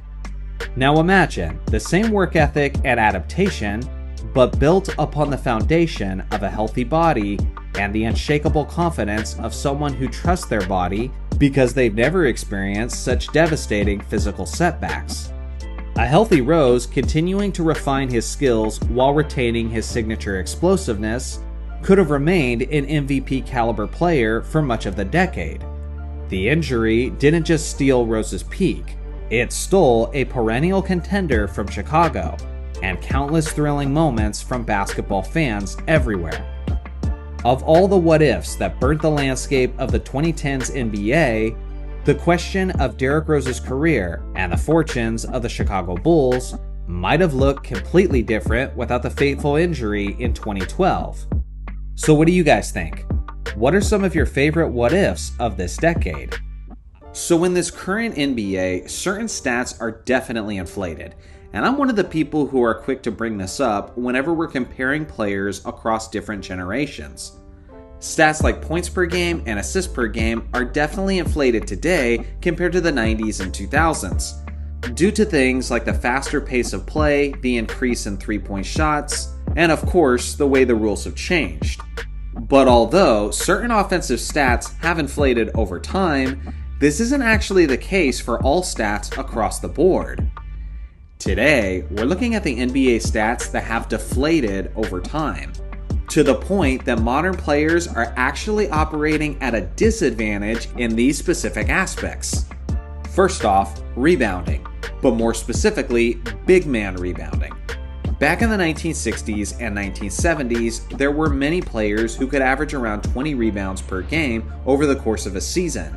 Wilt Chamberlain, Bill Russell, Nate Thurmond, Jerry Lucas, and Bob Pettit are all players who had at least one season in their career where they averaged at least 20 rebounds per game. Even a 6'5" small forward in Elgin Baylor was able to average 19.8 in 1961. There's several reasons for this. For one, this was at a time when the NBA was still developing its perimeter shooting fundamentals. Sure, there were some guys with beautiful shooting mechanics that were way ahead of their time, like Jerry West and Sam Jones. But generally speaking, players were not as polished with their shooting forms, which resulted in lower field goal percentages league-wide. Currently, the league average field goal efficiency is 46.7%. In 1980, it was 48.1%. And in 1960, it was 41%. Beyond that, the average team today secures 44.1 rebounds per game, and in 1960, the number was 73.5. That means there was an average of nearly 60 more rebounds per game that were up for grabs in the early 60s. So with that in mind, it's no wonder why so many elite rebounders could average so many boards per game. The same way we speculate about how many points Michael Jordan would average in this modern league, we could speculate how many rebounds Nikola Jokic could average in the 1960s, and I guarantee you it would be a jaw-dropping number. Now, as I said in the beginning of this segment, it isn't just rebounding, but more specifically, rebounding numbers are deflated today for centers and power forwards. The reason for this is simple. The dramatic increase in three-point shots has made rebounding more difficult for guys in the painted area. As high school coaches like to say, long shots equals long rebounds, and those long rebounds are often snagged up by the guards. This is why perimeter guys like Luka Doncic, James Harden, and Russell Westbrook can get around 10 rebounds per game over a single season. But interior guys like Jokic, Sabonis, and Gobert can't quite reach 17 to 20 rebounds per game in this modern league like they could in the 80s, 70s, and 60s. In past eras, it was simply more advantageous for Moses Malone, Bill Russell, and Wilt Chamberlain. So keep that in mind when comparing these types of numbers across eras. The next stat that's deflated in the modern game is blocked shots. And once again, this is especially the case for the big men. This one won't require a ton of explaining because it kind of piggybacks off of the points that I made about rebounding. The dramatic increase in three-point shots over the last few decades has resulted in more spaced out action on the court. Rim protectors are still valuable in the modern game, but they are significantly less valuable than they were in years past, when more shots were taken closer to the basket. A rim protecting center simply doesn't have an opportunity to block a 25-foot three-point shot, and nowadays there's a lot of those shots being taken. For example, in the 2024 to 2025 season, there was an average of 37.6 three-point attempts per team per game. In 1992, that number was 7.6. Which means there is now 30 less shots being taken per team per game that a rim protecting center could potentially block. And obviously, this is reflected in the league leading numbers.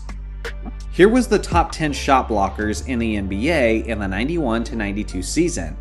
These are some truly stunning numbers, and any player who achieved these blocks numbers would get Defensive Player of the Year consideration if this was to happen in the modern game. And now, here were the top 10 shot blockers in the 2024 to 2025 season. So basically, it's Victor Wembanyama and 9 dudes who wouldn't make it in the top 10 list with these numbers if they played in 1992.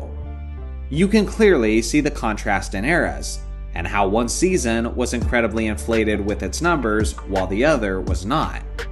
It isn't just about spacing and three-point shooting though. There's also the implementation of the defensive 3-second violation to consider. Prior to the 2001 to 2002 season, there was no penalty for a defender camping in the painted area for longer than 3 seconds, which means that in the past, centers could do a better job of maintaining constant protection around the rim. Even Luka Doncic has spoken about this advantage for offensive players, since the defensive 3-second violation didn't exist when Luka was playing in the EuroLeague. Basically, a rim protecting center in today's game simply doesn't have as many opportunities to block shots. This is why I believe Victor Wembanyama could have averaged an NBA record 6 or 7 blocks per game in the 1980s. Because if he can average as high as 3.8 in this deflated era, then I can only imagine what he would average in past eras. The last stat I'm tackling that's deflated in the modern game is steals.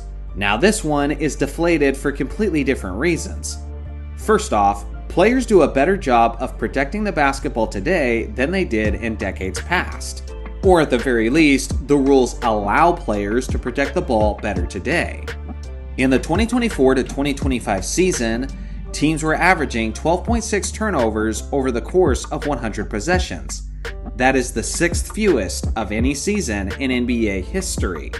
And here's the crazy part. The top 6 seasons for the fewest turnovers per 100 possessions are all within the last 7 years of NBA basketball. There's simply never been a cleaner era of basketball than the one we're currently witnessing.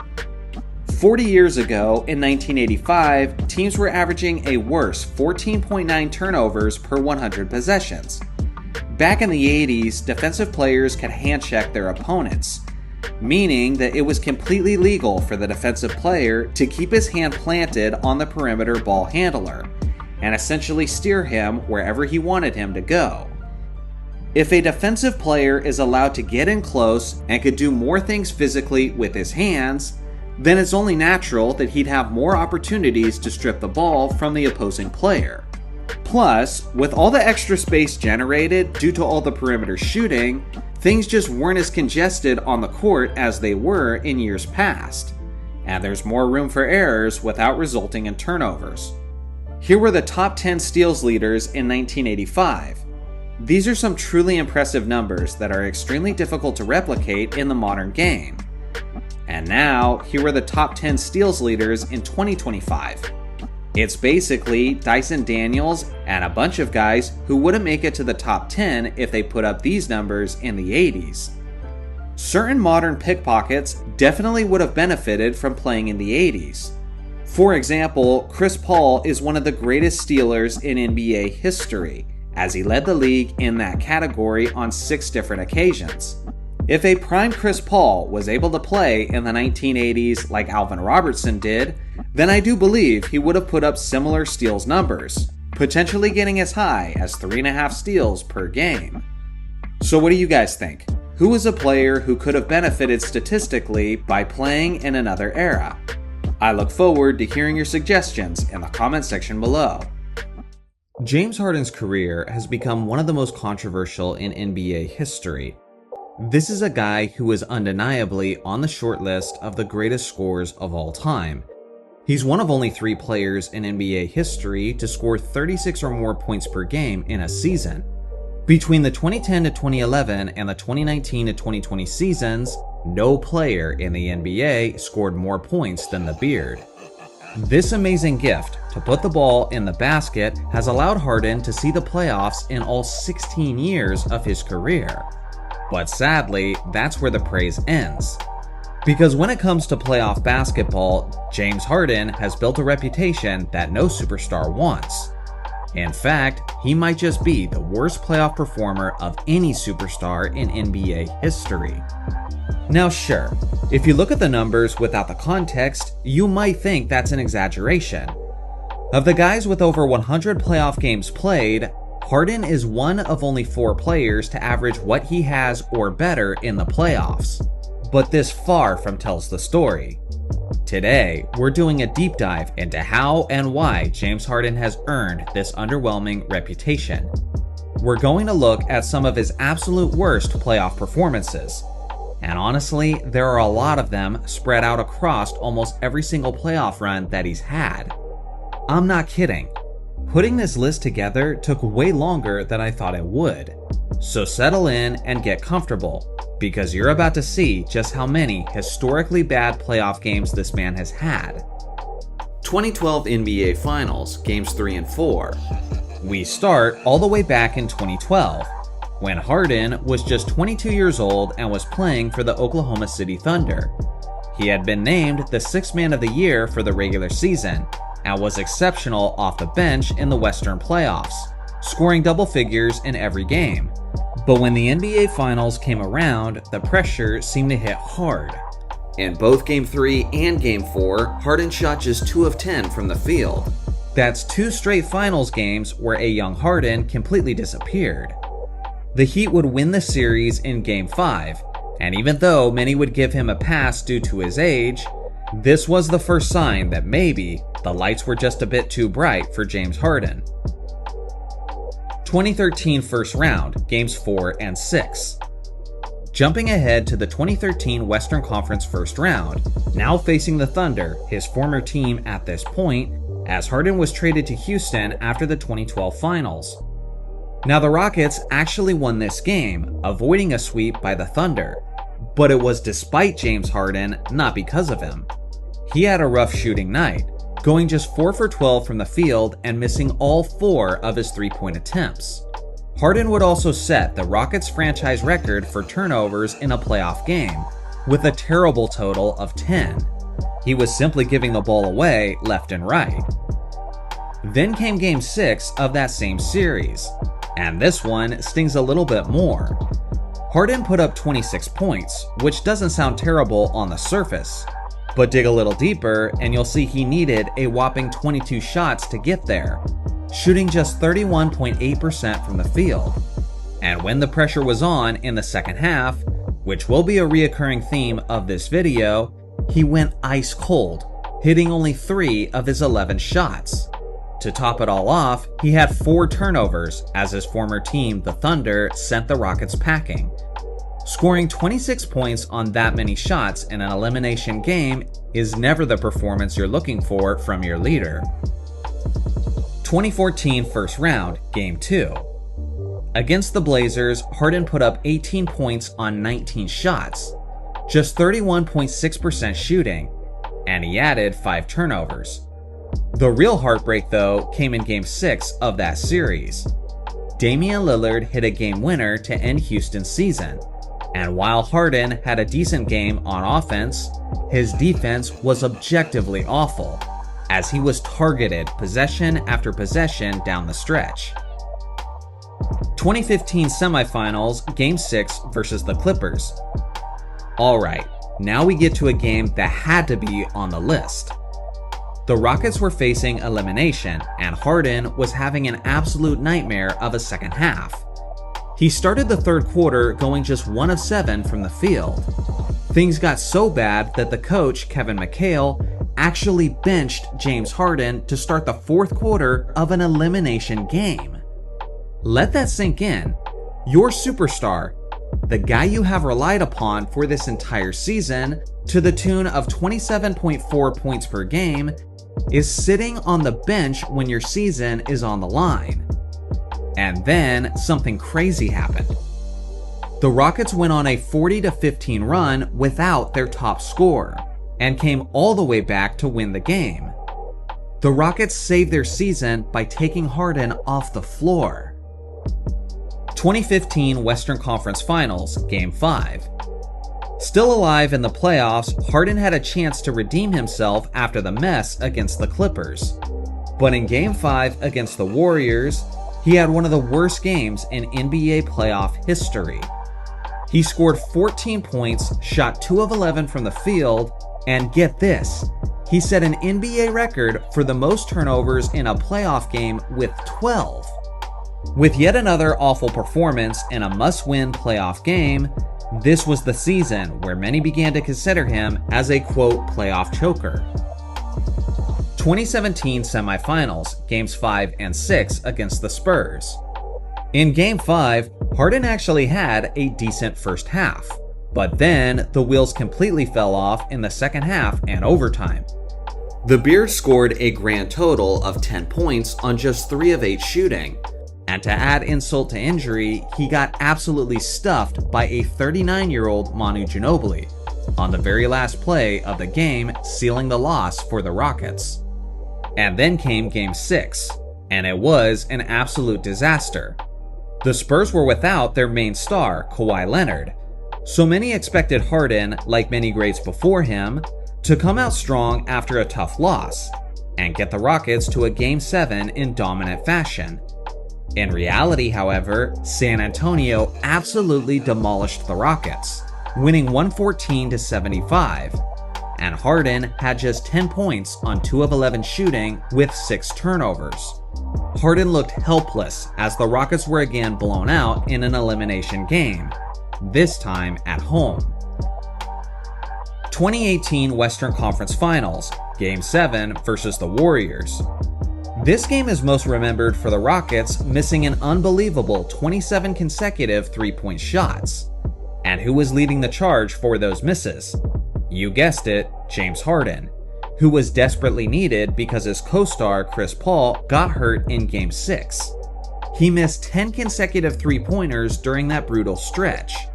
While the entire team struggled, as the leader and primary ball handler, Harden, who won his first scoring title, must assume a large share of the blame for not finding alternative ways to score points and rally his teammates, as it would be expected of any superstar of his caliber. The Rockets had a chance to reach the NBA Finals and be the team that ended the Warriors' dynasty. But unfortunately, at this point, James Harden almost felt cursed as soon as the regular season ended each year. 2019 first round, Game 3. Now the Rockets actually won this game against the Utah Jazz, so it might seem weird to include it, but Harden was historically bad. He missed his first 15 shots in a row. That's the most consecutive missed shots to start a playoff game in NBA history. He ended up shooting just 3 of 20 from the field. To put that in perspective, of all players who have taken at least 20 shots in a playoff game over the last 30 years, Only Karl Malone in 1997 and Kenyon Martin in 2003 had worse shooting percentages. 2021 semifinals, Game 5 versus the Bucks. Now this one has a bit of an asterisk because Harden was clearly playing hurt. He suffered a hamstring injury early in Game 1 and missed several games. He tried to come back in Game 5 for Brooklyn, but he was clearly not himself. He went just 1 of 10 from the field, missed all 8 of his three-point attempts, and he had 4 turnovers, all while clearly hobbling around on one leg. The Nets actually won this game, which is kind of amazing considering how poorly their star player performed. You almost have to wonder if they wouldn't have been better off without Harden playing as an obvious decoy. 2022 semifinals, Games 5 and 6 versus the Heat. Game 5 was just an all-around brutal performance. Harden, now playing for the 76ers, scored just 14 points on 5 of 13 shooting, and yet again completely disappeared in the second half, going just 1 of 5 from the field. He also had 4 turnovers and a plus-minus of -29. The Sixers got absolutely hammered, losing by 35 points in a pivotal 5th game with the series tied 2-2. But somehow, Game 6 might have been even worse. In an elimination game at home, James Harden went completely scoreless in the entire second half. He took only 2 shots, again seeming like a shell of the man who could still play at a high level in the regular season. He finished with a -16 plus-minus, as the Celtics sent the Sixers home in 6. 2023 semifinals, Game 7 versus the Celtics. Another Game 7, another disappointing performance from Harden. He scored just 9 points on 3 of 11 shooting and had 5 turnovers. And just like in countless years before, he struggled in the second half in a way that was jarring, making only 1 out of his 3 shots when the pressure was at its highest.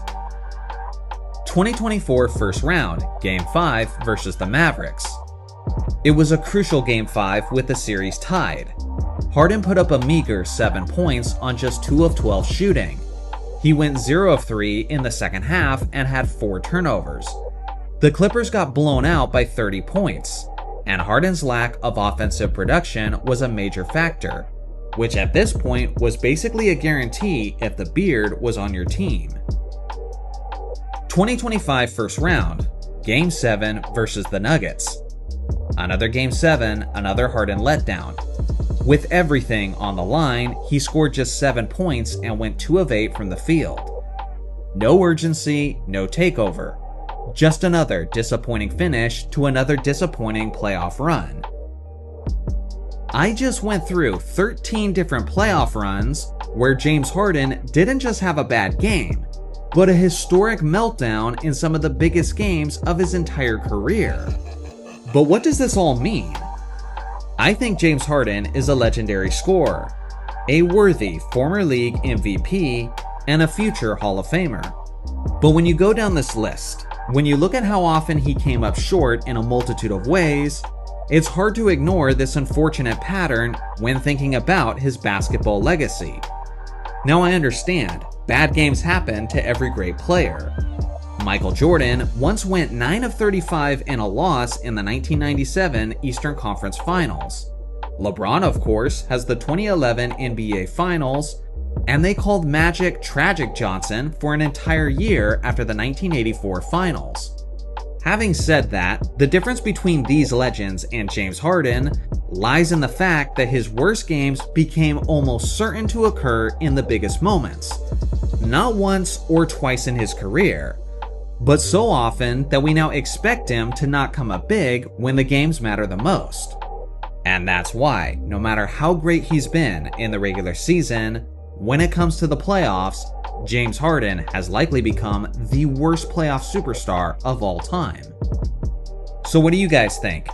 Is there anyone who can challenge Harden for the title of the worst playoff superstar? In today's video, we're looking at the best of the very best, as I'm ranking the top 20 MVP seasons in NBA history. I'll be factoring in their overall impact, their statistical impact, how they were on the defensive end of the court, how they were as a leader, and how their team finished. So without further ado, let's get into it. Number 20, Magic Johnson in 1987. This was Magic at his absolute best, as he led the Showtime Lakers to have a dominant 65-17 record. He led the league in assists per game as he had a dominant combination of both scoring and playmaking. And on the year, he averaged 23.9 points, 12.2 assists, 6.3 rebounds, and 1.7 steals, on 52% shooting from the field. This was the highest scoring season of Magic Johnson's career, and he also played in 80 games in that regular season.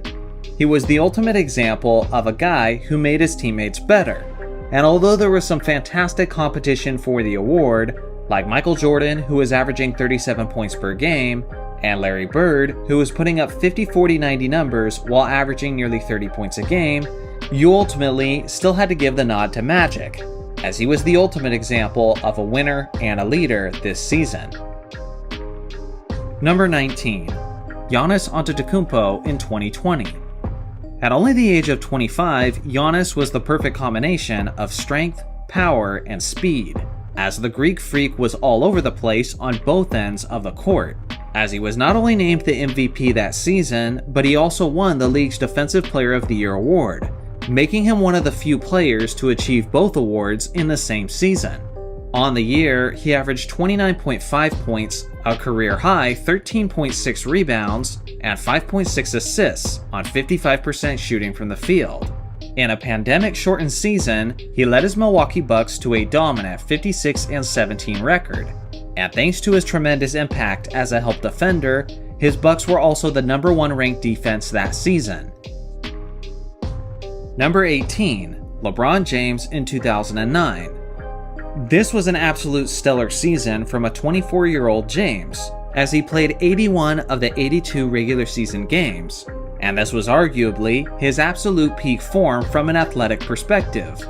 Not only did he win the MVP, but he was second overall in the Defensive Player of the Year voting. Despite having just an average supporting cast, he led his Cleveland Cavaliers to a dominant 66-16 record, far exceeding their expectations. On the year, he averaged 28.4 points, 7.6 rebounds, 7.2 assists, and 1.7 steals, on 48.9% shooting. In my opinion, there was never a point where LeBron was more explosive than he was this season. Number 17, Michael Jordan in 1992. MJ himself is on record for saying that he believed this was his peak form in 1992. And who are we to question him, as he was the MVP and third overall in the Defensive Player of the Year voting. MJ led the league in scoring with 30.1 points per game, but he also chipped in 6.4 rebounds, 6.1 assists, and 2.3 steals, while shooting 52% from the field. Under his leadership, his Chicago Bulls steamrolled through the Eastern Conference, with a league-leading 67-15 record.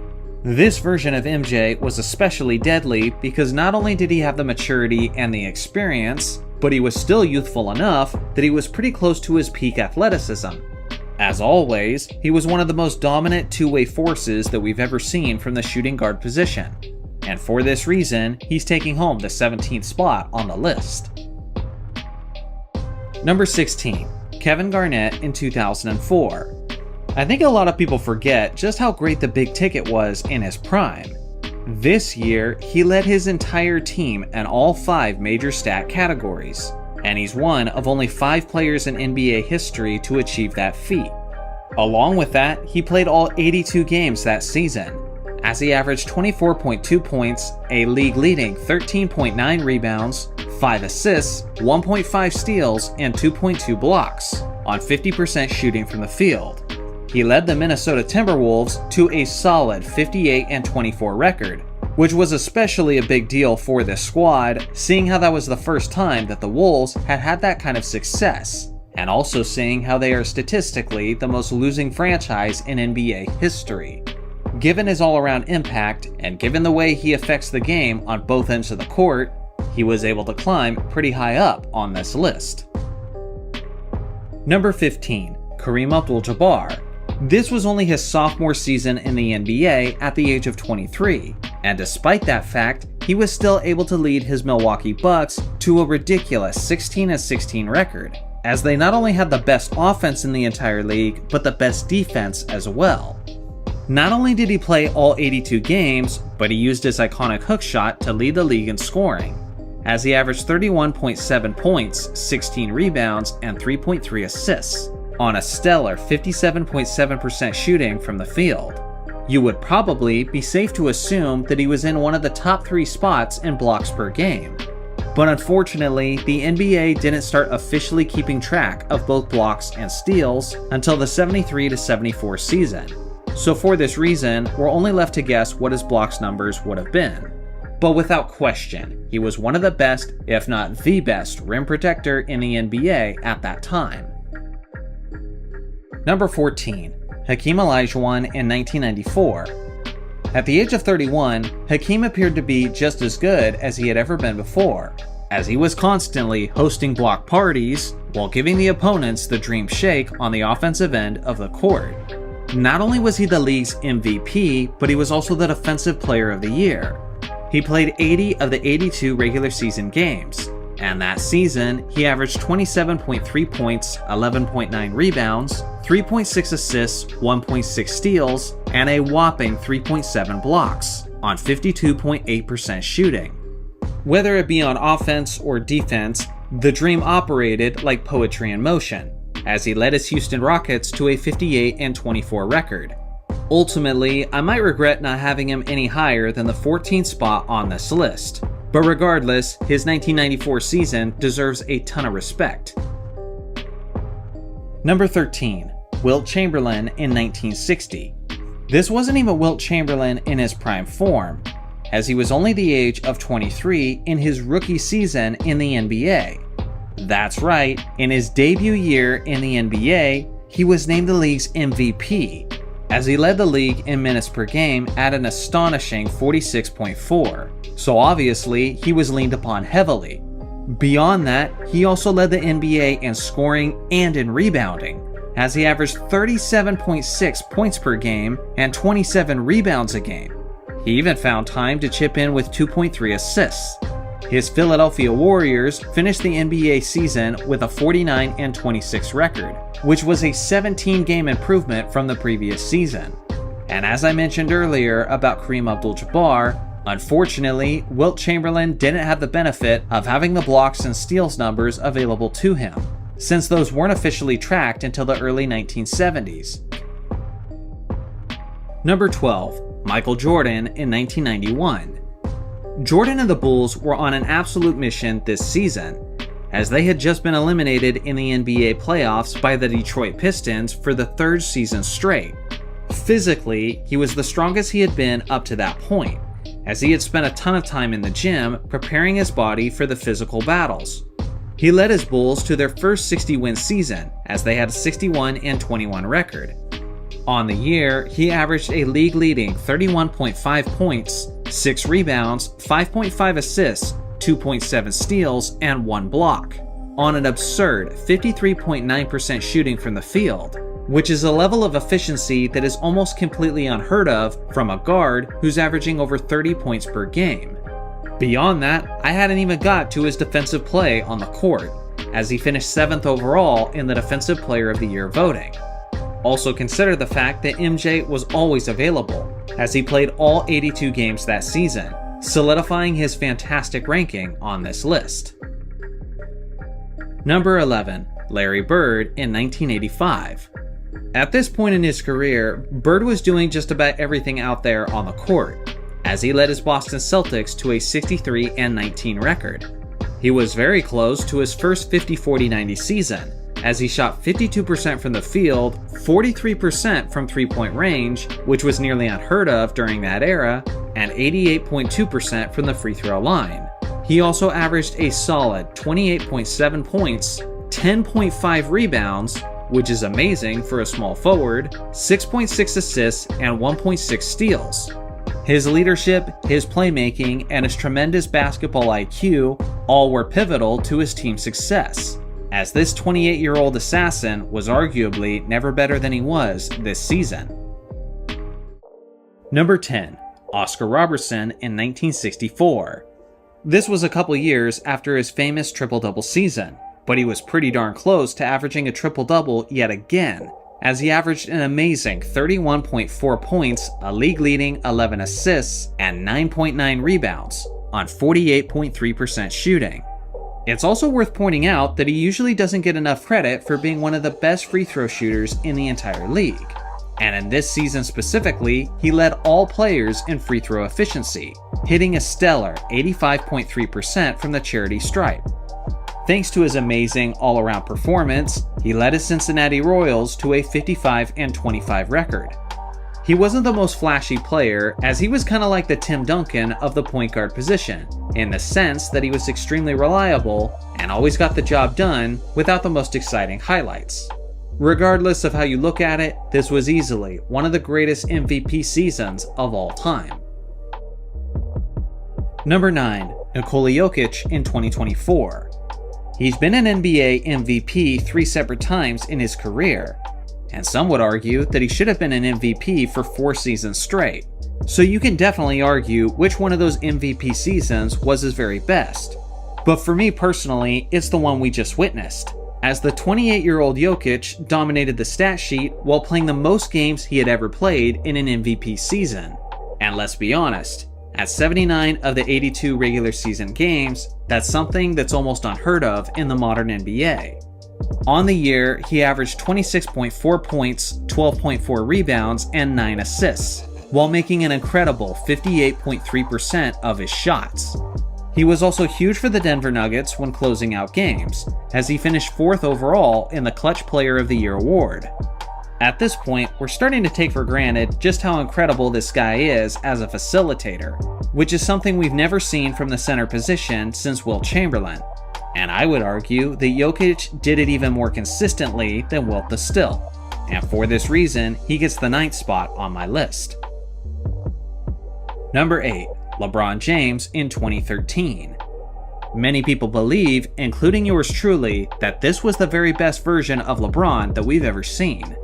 It wasn't really about his explosive numbers from the standpoint of points, rebounds, and assists, but really it was about his jaw-dropping efficiency, as guys like Dwayne Wade, Chris Bosh, and Ray Allen took much of the offensive attention off of him and allowed LeBron to be the most efficient that he had ever been.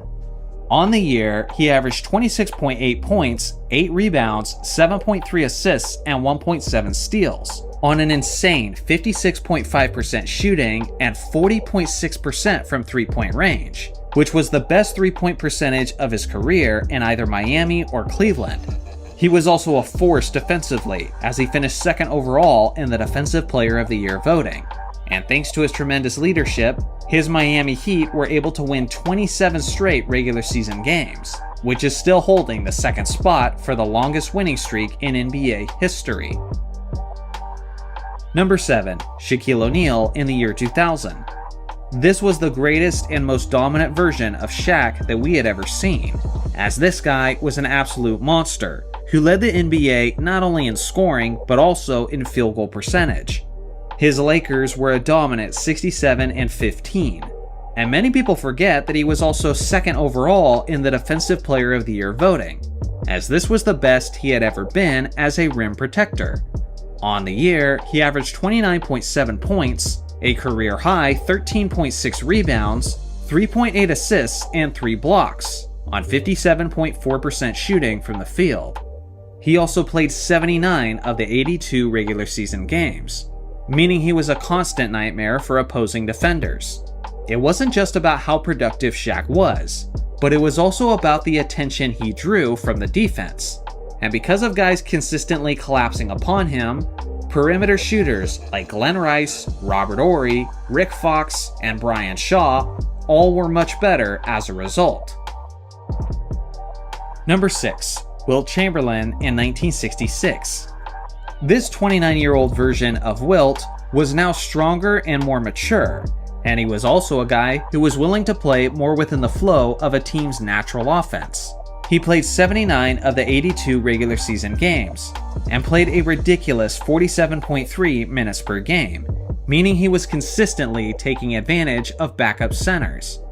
On the year, he led the NBA in scoring, in rebounding, and in field goal percentage, as he averaged a ridiculous 33.5 points, 24.6 rebounds, and 5.2 assists on 54% shooting from the field. Of course, he was arguably the greatest rim protector at the time, right alongside of Bill Russell. Thanks to his all-around dominant effort, his 76ers finished the season with a 55-25 record. And although this isn't quite the best version we ever saw of Wilt Chamberlain, it was pretty darn close. Number 5. Michael Jordan in 1996. This version of MJ was arguably more determined than any version of MJ that we had ever seen, as he was on a mission to redeem his Chicago Bulls after the embarrassing defeat at the hands of the Orlando Magic in the 1995 playoffs. Thanks to this extra bit of motivation, a 32-year-old Michael Jordan led his Bulls to an NBA record 72-10 season. It's also worth mentioning that overall scoring in the NBA was much lower during this era, as the game had slowed down to a significant extent, and it was a much rarer thing to see teams score over 100 points in a game. Regardless of that fact, MJ still led the league in scoring with a whopping 30.4 points per game. He also chipped in 6.6 rebounds, 4.3 assists, and 2.2 steals on 49.5% shooting. On defense, the Bulls were absolute menaces on the perimeter, and a large portion of the credit belongs to MJ, as he finished 6th overall in the Defensive Player of the Year voting. For his all-around greatness and for the impact he had on his record-setting team, I think he deserves a top 5 spot. Number 4. Kareem Abdul-Jabbar in 1972.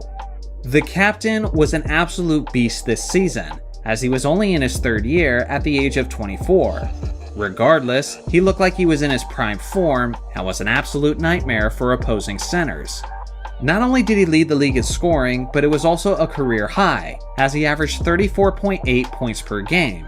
He also snagged 16.6 rebounds per game, and was also doing a decent job of facilitating as a big man, as he averaged 4.6 assists per game. As usual, he was absolutely lethal with his skyhook, as he made 57.4% of his shots. And as always, he was extremely available, as he played in 81 of the 82 regular season games. Thanks to his goofy video game numbers, and his tremendous impact on both ends of the court, his Bucks finished the NBA season with a 63-19 record. Regardless of the fact that Wilt Chamberlain was still in the league with the Los Angeles Lakers, at this point in time, Kareem Abdul-Jabbar was widely seen as the best center in the NBA. Number 3. Wilt Chamberlain in 1967. The numbers he put up this year were so insane that it's almost hard to believe.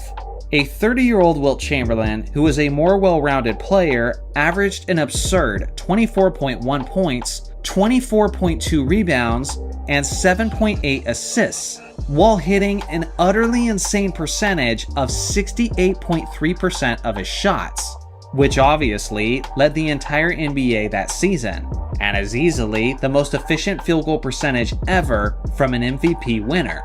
He led the league in games played, in minutes, and in rebounding, while being an utterly terrifying force around the rim, as he was swatting shot after shot holding down the paint.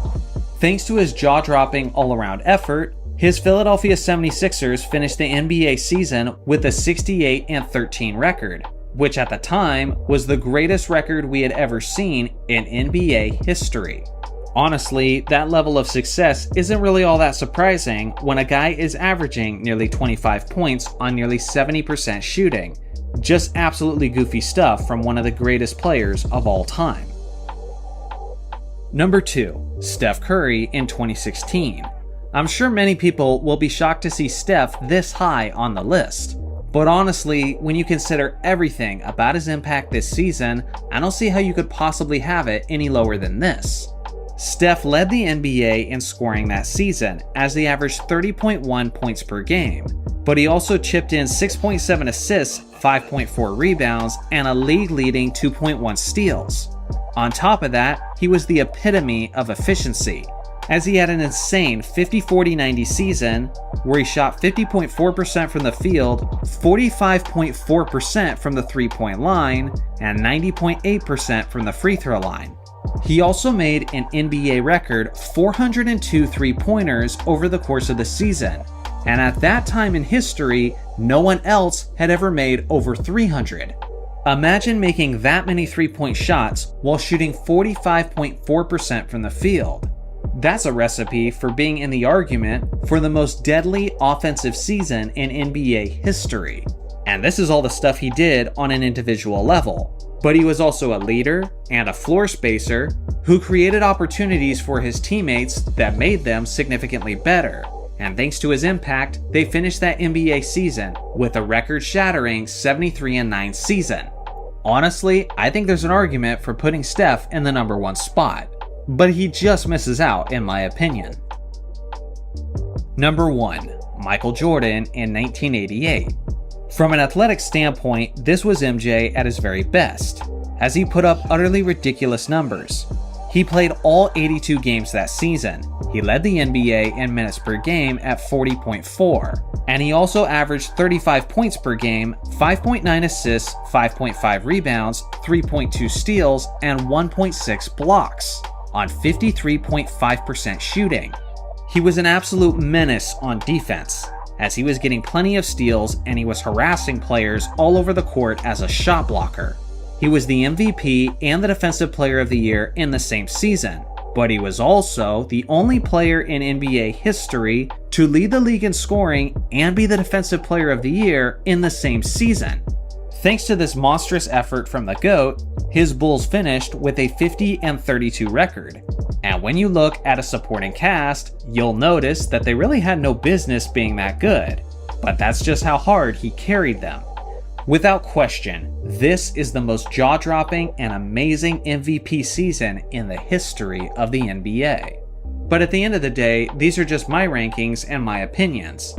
Also, here is my list of honorable mentions. Should any of these players have made the list instead? And how would your list differ from mine? I look forward to hearing your thoughts in the comment section below. Today's video is another debate segment from my new channel, Johnny Talks. On this one, we have yet another special guest, The Real Mindcrime. Personally, I think he's the best basketball reaction channel on YouTube. He knows the game and its history, and is always sharing some amazing insight on the NBA's past. If you haven't, please check out his channel. A link to it is in the pinned comment. We've got a couple more segments with him coming soon on the Johnny Talks channel, so make sure to subscribe over there as well. But on this one, we're debating our top 5 greatest teams in NBA history, in yet another argument between the old heads and the newborns. Please enjoy. So we are looking at the top 5 greatest teams of all time.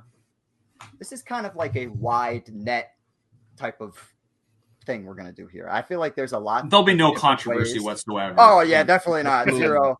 I feel going through your criteria is extremely important before going through this, so you can kind of understand where my head's coming from. Number 1, and I think you guys are going to be surprised. Over championship. No, you're going to start with 1? You got to go 5-2. No. I'm saying my number 1 criteria. Let me finish. All right.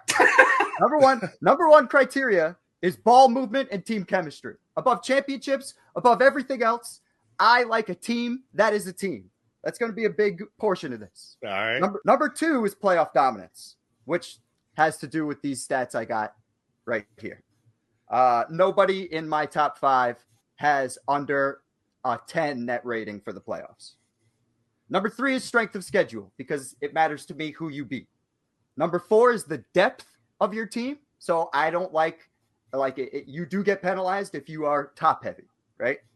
Sure. And then last but not least is regular season dominance, because it's a team, and the regular season, even though it matters less now, mattered more at a previous time. So I think it should be factored into at least a small extent.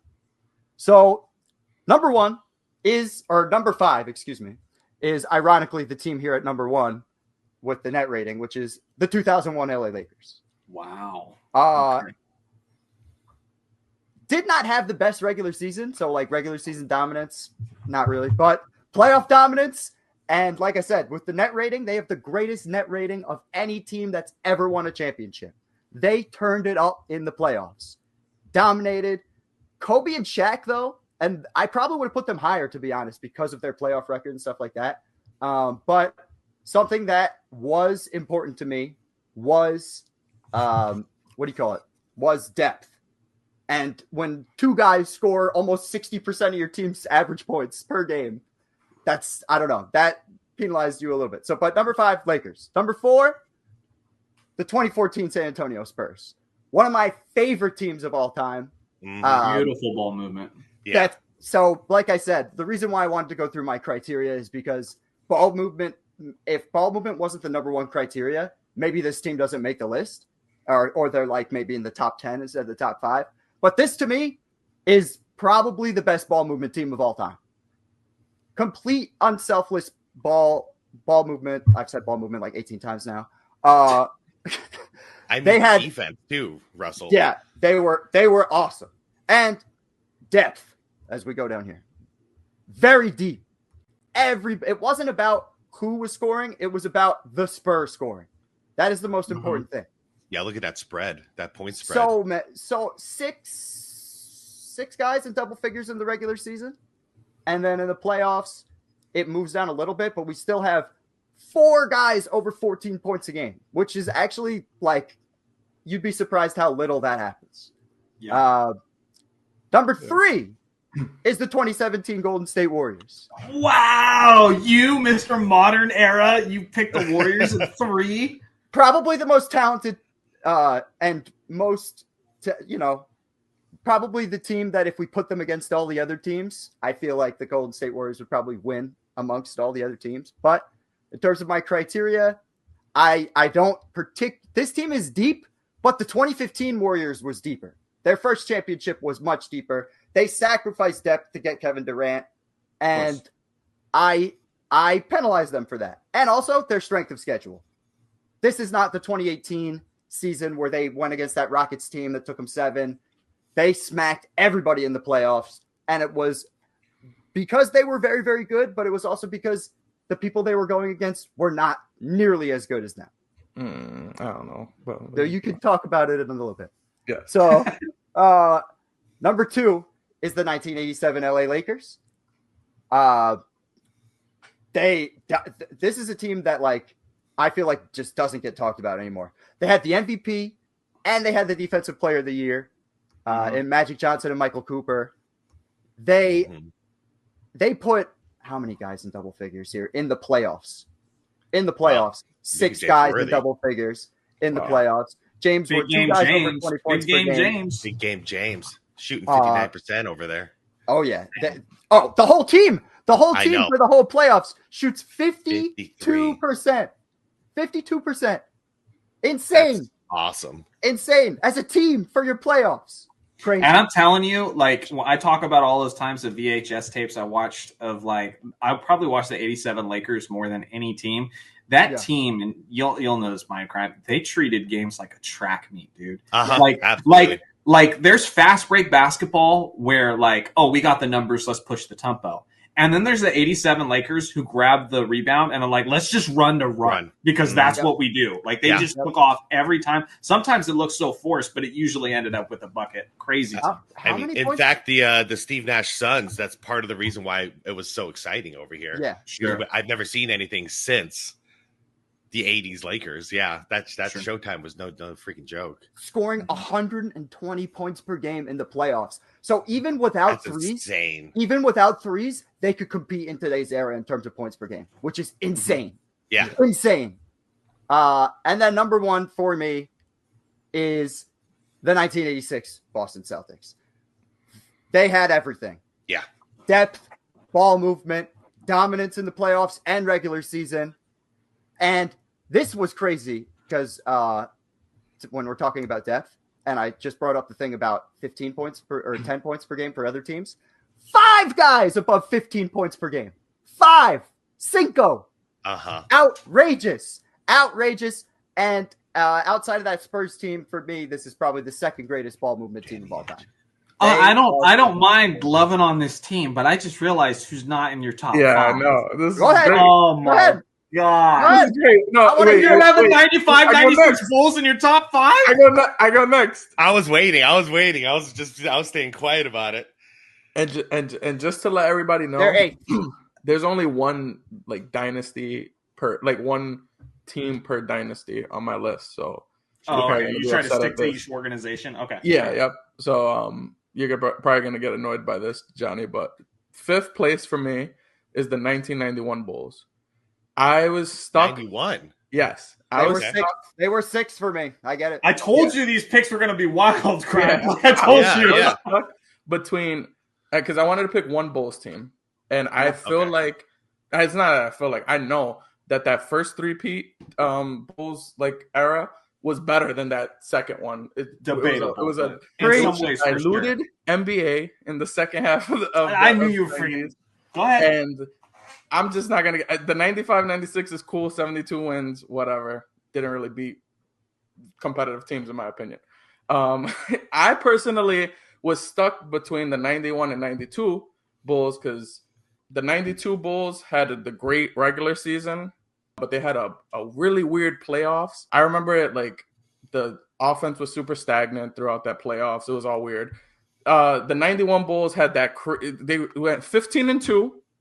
They lost one game to Magic Johnson because Jordan couldn't guard him, just so everybody remembered. And then it was the first they lost time another ever game in the finals, where it was like a last-second buzzer beater. Like they barely lost that game. Yeah, so they really only lost like solidly one game, in my opinion. So you still get Jordan at his apex. And plus, you get a hungry Bulls team. Yeah. Because I feel like the what happened throughout that Bulls era is like they kind of had that lack of hunger, and then there was times that just people had to piss Jordan off for him to go crazy in a series and then win. They didn't need that for 91. They were just like straight on want to win a championship. They swept the rival Pistons like it was nothing. 100%. So they were. And everybody acts like that Pistons team was so old when their best players were all between like 27 and 31. They were not 1 year older than the Pistons, last year. You beat the Lakers. Yeah. Like those are 2 core dynasties, like ending or almost dynasties, whatever, that are ending that era. So that they're 5th for me. The 1987 Lakers are then 4th for me. And it's just and this is not because they're not great. It's just I feel like the other teams are a little better. But you get Magic Johnson. To me, this is like when Magic Johnson peaks as a player. You get Kareem Abdul-Jabbar has to take a step back in the offense. Magic Johnson takes on the lead and just completely destroys the league. I think he averaged 24 points, 12 assists, something like that, something crazy. Mm-hmm. Then I'm going 0-1 Lakers. I go 0-1 Lakers because obviously we went 15 and I think we went 15-1. 15-1. Mm-hmm. 15-1 straight up dominance. Kobe Bryant and Shaq were just averaging 30. It was so difficult. Like when you think about like having to face these teams in series and then like just having the slow pace, and then you have to deal with Shaq getting automatic 2 points, or you have to foul the crap out of him. You get into foul trouble, and then Kobe just dominated on his end, destroying the Spurs, all that other stuff, whatever. That team was legit not fair. It was legit not fair. Exactly, just straight dominance. And I feel like your criteria is Russell. I probably used in my head, like as I was like choosing these teams. Yeah. I would say definitely playoff dominance mattered more to me. I would probably the most. Yeah. Then we got the 1986 Celtics. I feel like that team, like Russell said, the ball movement, all super high IQ basketball players, Larry Bird, Bill Walton. Definitely, obviously, to me, they were the best team in the NBA had ever seen until 2017. When Kevin Durant went to the Golden State Warriors and they just straight up dominated the league. And it was big, and everybody knew they were going to dominate the league. And they just had the ball movement. They had freaking Kevin Durant, Curry, Klay Thompson shooting threes, lock up defense. When they went on those spurts, there were times that you literally in 4 minutes you'd go down 20 points from Golden State just because they locked down on defense. You missed a couple shots, and then you just had a ton of threes get sprayed at you. So that's my list. Very similar. All right. Yeah, it's good. Yeah, though. good list. It's a Good. good list. All right. So a team that has not been mentioned yet, and that is the 71-72 Los Angeles Lakers. This team won 33 straight regular season games up to that point. They were the most successful regular season team in NBA history. And this team really had it all. On their roster, they had Wilt Chamberlain, who was one of the greatest outlet passers of all time, to go along with the fact that he was one of the greatest shot blockers and rim protectors all time. They had Bill Sharman as their head coach, who really wanted to run a transition up-tempo style. So they were kind of the Showtime Lakers before the Showtime Lakers. Wilt would get that block or get that rebound, outlet pass to either Gail Goodrich or Jerry West, and they're just getting buckets in transition constantly. Yeah. This team was scary, and this team was deep. Very, very quick. So I don't think this team gets enough respect. And they were due. Like, everybody knew it was only a matter of time before this team won a championship. Like, Wilt was still capable of averaging 30 a game, but Sharman spoke to him and said, I just want you to rebound and rim protect. Yeah. And Wilt's like, let's do it. Let's get a ring. And that's what they went out there and did. And did he get the finals MVP on that? Who was the finals MVP? Or is that Jerry West? I don't think Jerry. Let me see here. Who was the finals MVP on that one? I got you. Let's see if I can get that. Sorry, Johnny. No, you're good. I just forget. It was Wilt. Yeah. Was Wilt. Awesome. Okay. Yeah. So finals MVP for Wilt, averaging 19, 23, and 3. And so, that's my my fifth team. My fourth team, 85-86 Boston Celtics. Like you said, best ball movement we've ever seen. The size of that team was incredible because you had Robert Parrish, all-star player, one of the probably most underrated players ever. He gets forgotten in this dynastic Celtics team. Then you had Kevin McHale. They called him the torture chamber because of how dominant he was in the post. They rumored that his wingspan was as big as 8 feet long, even though he was 6'10". I mean, just look at photos of him. He's got like a crazy body structure. Yeah. And then Larry Bird was 6'9", started his career as a power forward. These guys have size. Then you get to Danny Ainge, who was great at spreading the floor. He could pass, he could shoot threes. And Dennis Johnson, great perimeter defender. He could get buckets as well. 86 Celtics were incredible. To me, they were the prototype. I don't even know if that's disrespectful to refer it to that way, but they were the 2013-14 Spurs before the 2013-14 Spurs. Yeah, 100%. Yeah. Number 3. 2000 to 2001 Los Angeles Lakers. I get the regular season wasn't as good, but the narrative going on and on throughout that season was the Lakers and their switch. They knew they had a switch, and they hit it right when they needed to.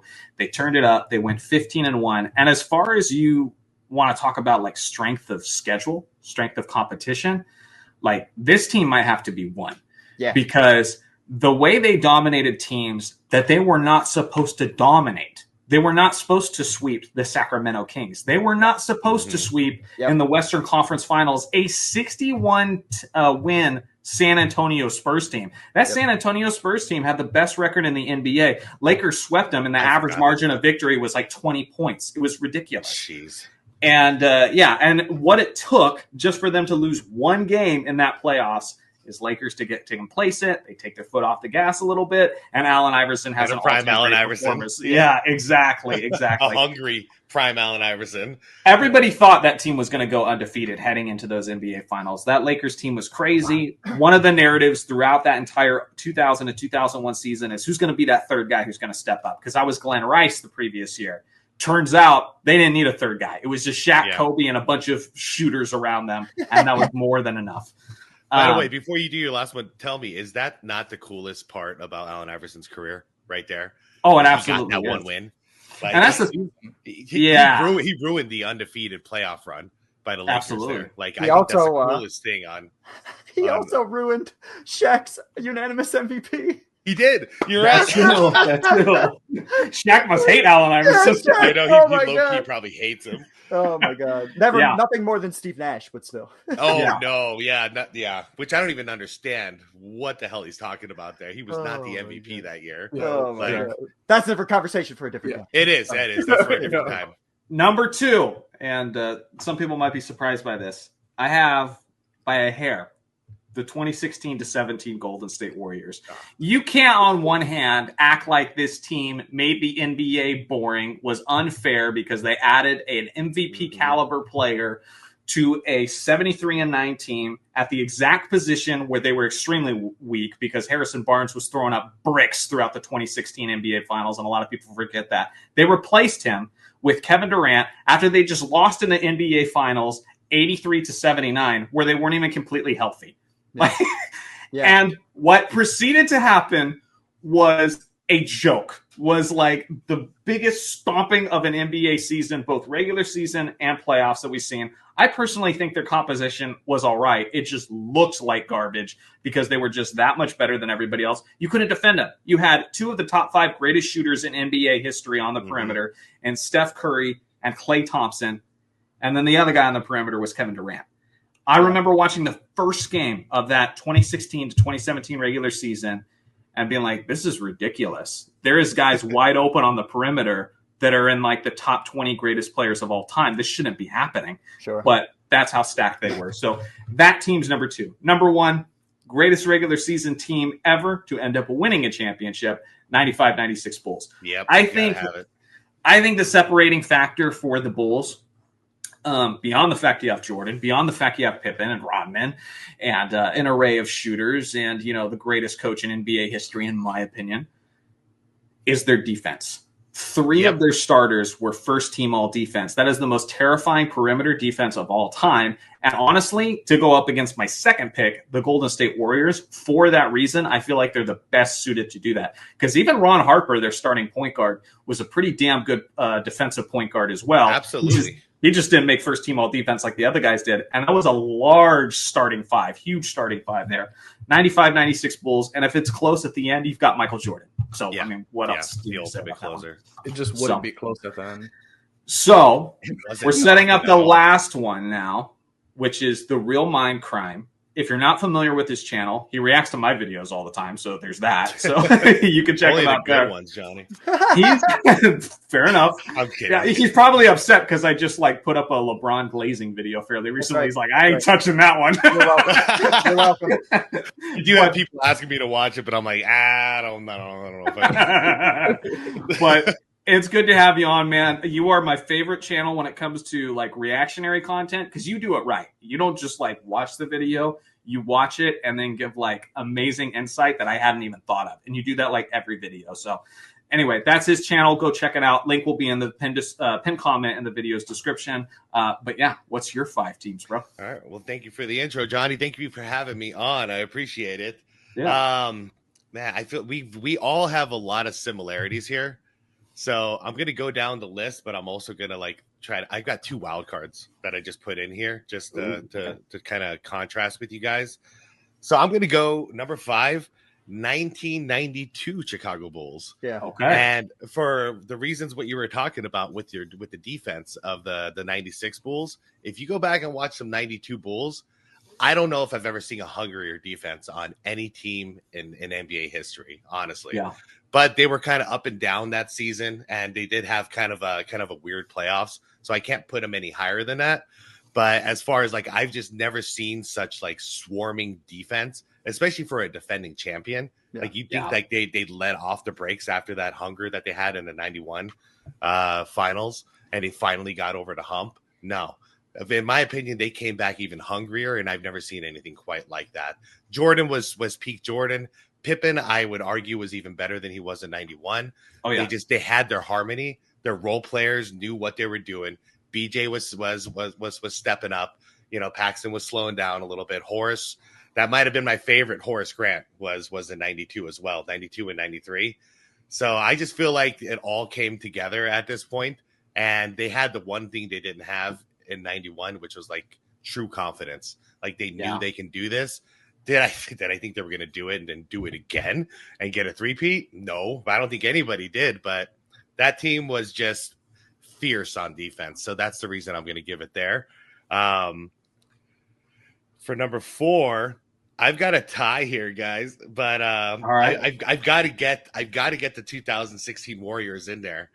But I don't want to leave out the 2004 Pistons as a wild card. Dude, I looked at them for a very long time. I looked at the Pistons. I know. And this isn't based on any stats or anything like that. This is just respect. Yeah. Because what they were able to pull off without a superstar, There was like the best like team basketball I had seen up until that point, except for maybe one other one that's on this list.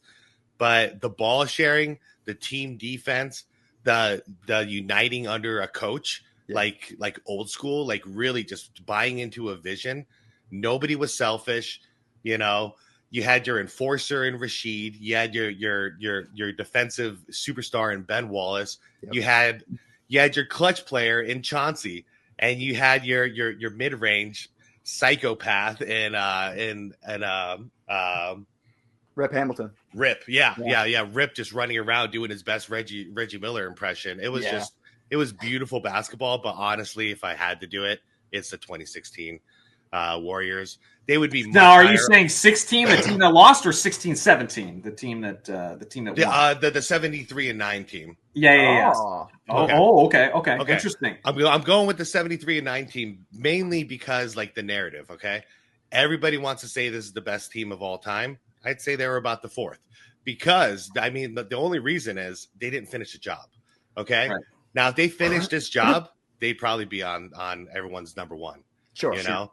But there's only one thing that they were lacking there. They didn't finish the job. I know everyone is going with the KD thing, but this season, like, guys, they weren't supposed to lose. Yeah. Like in hindsight, if we look back, like I think we could all admit, like they were not supposed to lose. Like, do you have an excuse for them though? Because I'm like, I could guarantee that you're not going to have the 2016 Cavaliers out of them. So how are you going to say that they're the fourth greatest when you don't even have the Cavaliers ahead of them on your list? You know, like how would you explain that one? I mean, it's almost just like momentum. I can't really explain it in stats, but just the momentum they had going into the playoffs, the fear that they had, the advantage. It's a psychological advantage they had over the entire league. So as much as I crap on LeBron, like I'm still amazed that. I mean, I feel like the Warriors kind of fell apart when it mattered the most. It was a combination of things for sure. It was a perfect storm. LeBron was killing it. Kyrie was killing it. Well, I got your back. Don't worry. The NBA also like made that happen. Like, let's not act like they didn't go and suspend Draymond Green in Game 5, then give them momentum. They go to Game 6 at home. Obviously, they're gonna go off, and then you just did a toss up game for Game 7. Whatever. Like, I got your back. Don't worry, man. Yeah. You know you want to say that. In the playoffs, a couple days ago, Draymond kicked somebody else like right in the, you know where? The crackle. He should have got suspended for that one, but he didn't get suspended. Yeah. So right. there is an obvious difference, and that was in the NBA Finals in a crucial time. So Dario, I don't normally get into like the conspiracy theories, but I mean, we kind of just laid something out there, didn't we? When you hang out with Dario, that's what happens. Yeah, they do. All right, but that's the wild card. I never know where to put any of these Warriors teams. Honestly, It's really hard for me. And also, like, I have a negative connotation with it because of the impact that they had on the NBA moving forward.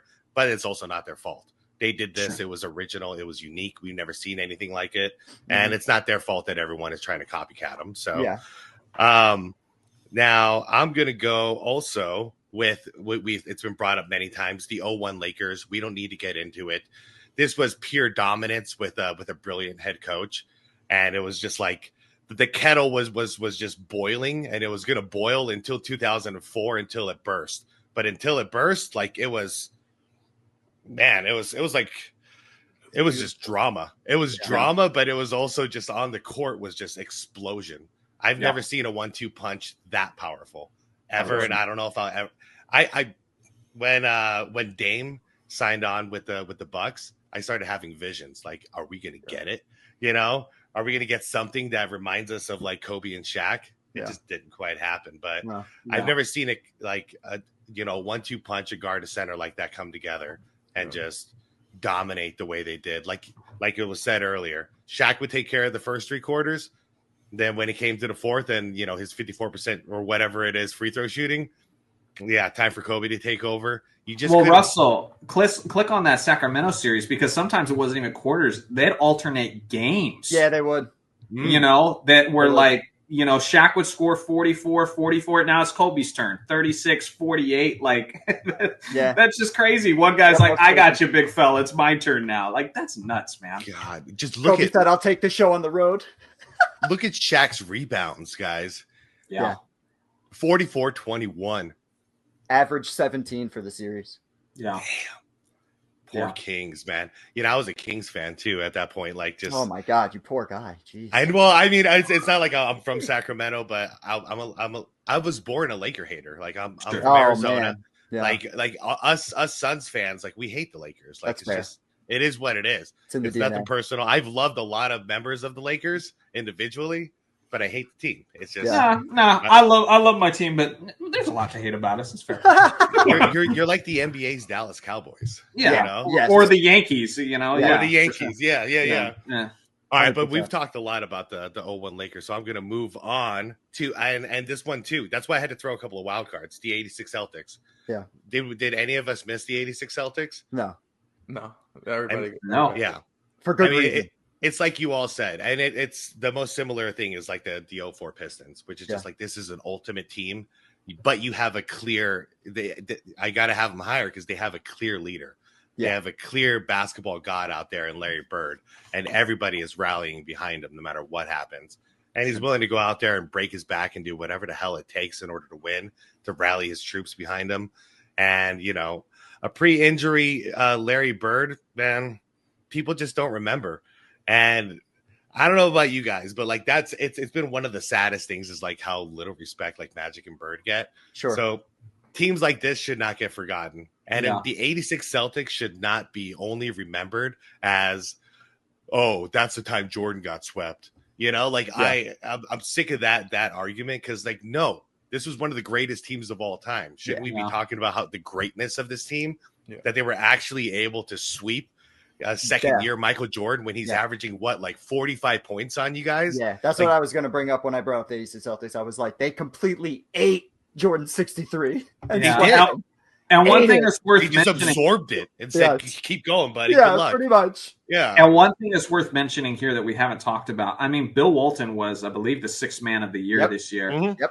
He was a monster. He's only playing 18 minutes a game, but he's scoring 8 points in that time and is a solid rim protector.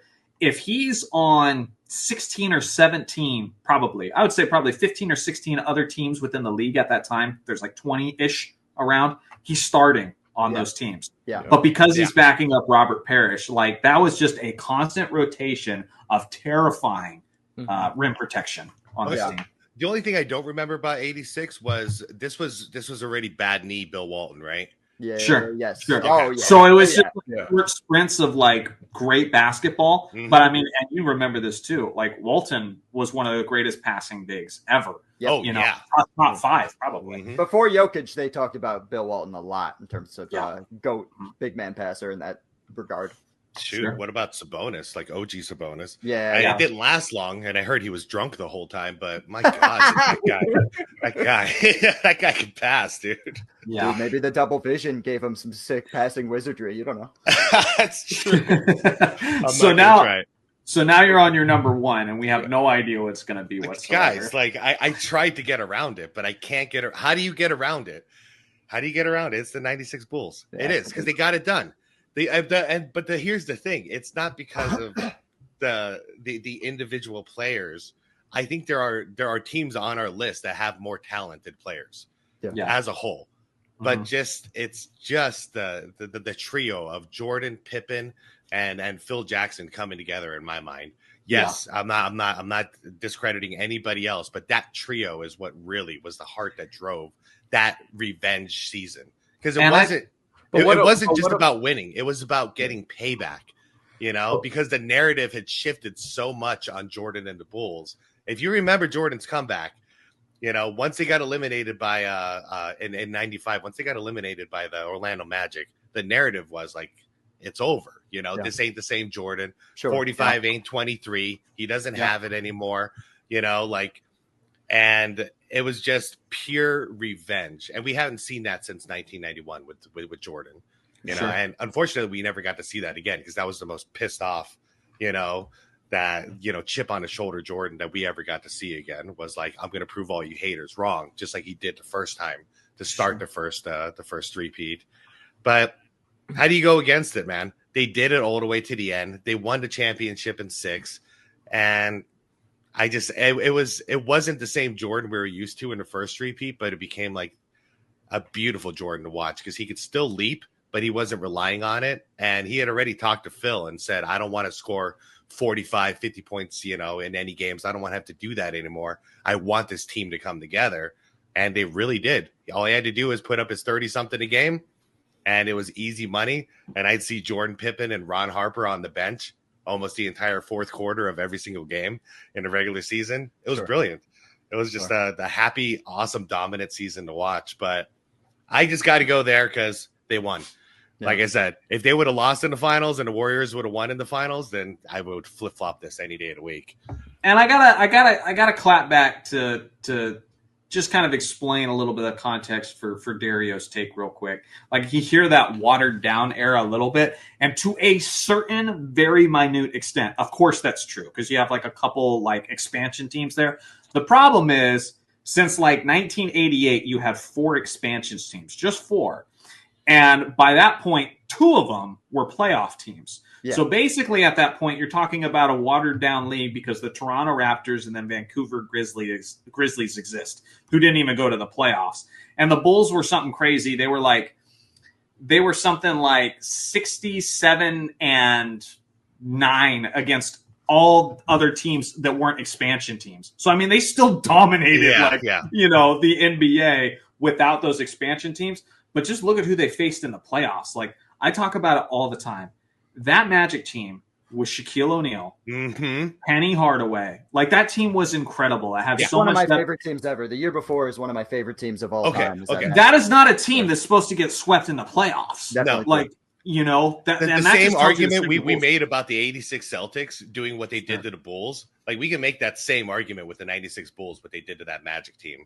Even worse, honestly, because that was a title contender. Yeah, and then even with the Sonics, that Magic team had a ton of things going on internally that was throwing stuff off. Like, I think doesn't the very next year Shaq get leave leaves, yeah. Shaq and Penny he elbows little Penny off the couch in the commercial. Yep. But Dario, to be fair, that was not the same team. We just spent a whole 10 minutes glazing a Lakers team that had an equal amount of drama going on, and they were dominating the entire.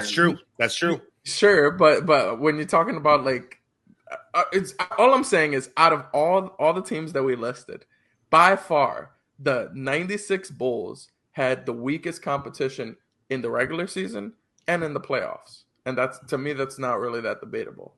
And if you over the 16-17 Warriors, there are 7 teams. So that's like a fourth of the league who have less than 30 wins. Like, this is the league that we're talking about right now. But every time a team wins or loses, another one has to win. So you could just argue as top 10. Well, the Sonics were 64-win team. That's who they faced. Let's pay attention. The Sonics, throw it up, Joe. Throw it up. Yeah, the Sonics and the Utah Jazz, both teams who were middle of the pack throughout all of the 90s. Suddenly, this expansion happens, and they're top teams in the West. Yeah. And why is that? Because they're going against trash. And they're like, no.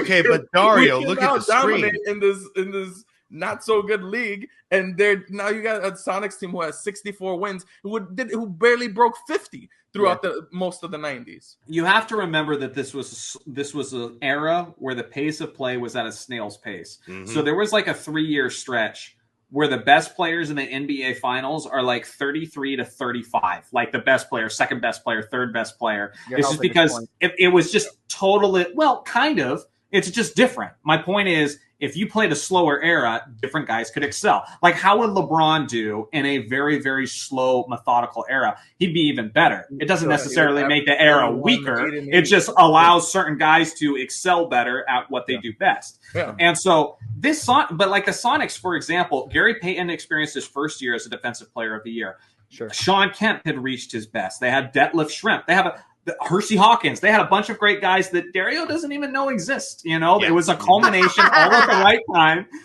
getting better. And Dario, who was the coach I think of the this is a transition period. Who's the coach of the Supersonics, Dario?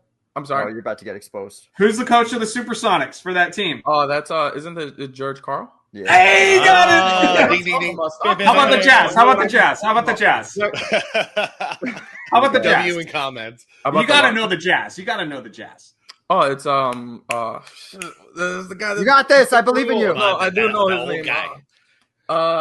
He's low key one of the greatest coaches of all. No, time. I know. I honestly, he's really good. Except in the finals when he coaches like a complete idiot. But okay, continue. Don't even get me started with Damn, that. I can't remember his name. He was a drunk. I swear to God, I know who that is. He was against MJ Russell. He was against MJ. I don't care. I don't care, bro. Go to the footage. They ran the same play every time. They ran the same play. There were no adjustments. Zero. Yeah. He is the Mike Budenholzer of that era. Zero adjustments. Okay, but guess what, Russell? So did the Bulls, and they won. That's further my point. The Bulls made adjustments. They ran the triangle every play of every season. You're eighth. You have them out eighth on your list, Russell. Here you go. You ready? You ready? Here we go. 91 Bulls are sixth. The 2016 Cavs are seventh. And get the frick out! God, you're tweaking. You're just definitely not 2016. Now you're the troll. What are we doing? 2016 Cavs, 10th in net rating, one of the best offensive ratings in the history of the playoffs, and strength of schedule was amazing as we went. For the 2017 Cavs, what Cavs team? The one that won the chip. 2016. Yes. Yeah. Strength of schedule. They made the best team that Mr. Mindcrime was just talking about. What are you talking about? You're talking about the fearsome Kyle Lowry and DeMar DeRozan that they got through. What are you talking about? Listen, I didn't say they were in my top 5. I said they were 7th. That's all I'm saying. Yeah. And the 96 Bulls, to everything Dario said, this is a diluted league. This is undeniably a diluted league. They swept a 60-win team. I get it. You're not good though. That you could be 60 wins, but if 15 of those wins are against pure dog, Go ahead. But they weren't. You're making up numbers. You're making up numbers because the lottery teams that they went up against, they only played them 4 times that year. No, I'm saying 3-1. I'm saying that they're what their record is saying is not truly the level of team that they were. I agree. And I think the Magic team from the year before 64-win Sonics team is not the same as like the 64-win Spurs of 2014. Those are two different teams. If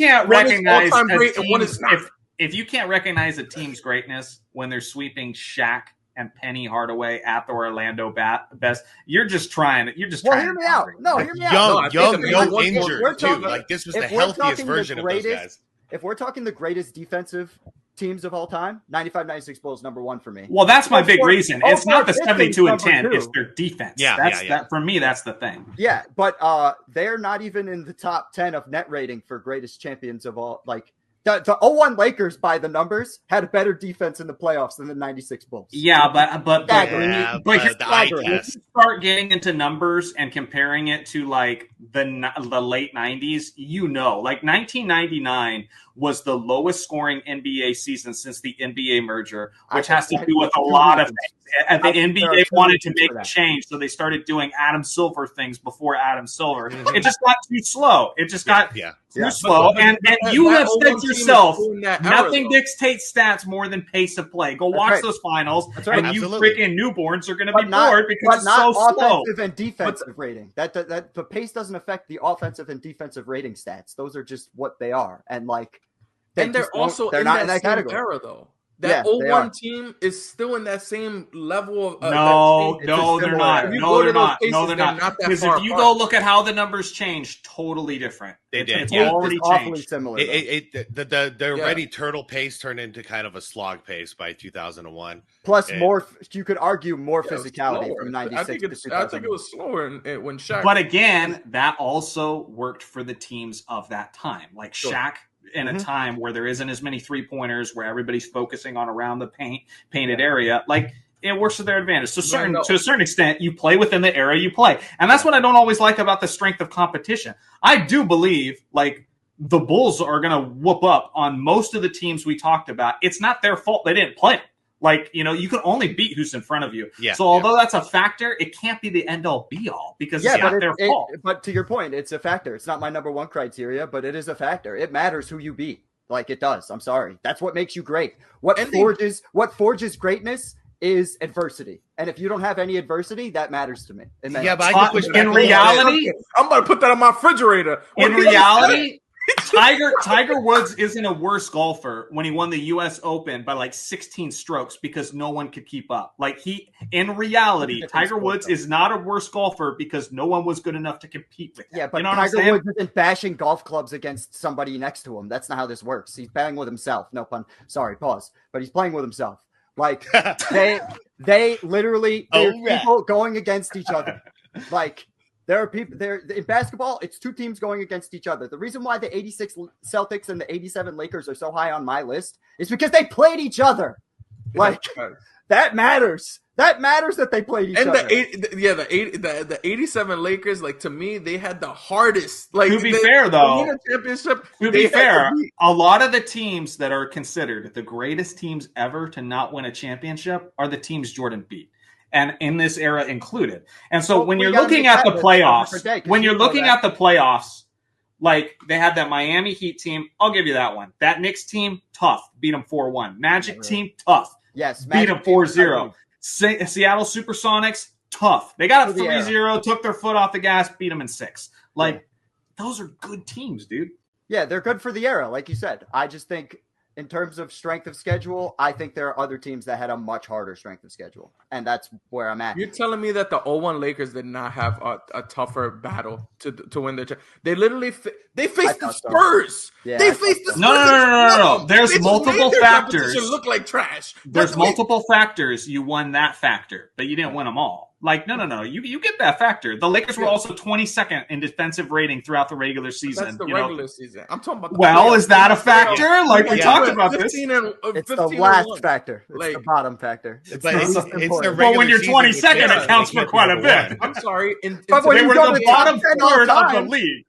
When you go to top 10 all time in the playoffs, you're good. Always the lesser factor. And when we're talking about basketball, that's normally what it comes down to. Because even in like current day basketball, we talk about the regular season all we want, and then once playoffs comes, we care about those playoff guys, those superstars who play great in the playoffs. Like to me, a regular season is cool. Like the Lakers didn't do that great, but when they came to the playoffs and you're facing the best of the best, they were whooping them. I know, but you can't put that above a team that did both. You know, they dominated in the regular season. They dominated in the playoffs. They got it done and just drove away into the freaking sunset.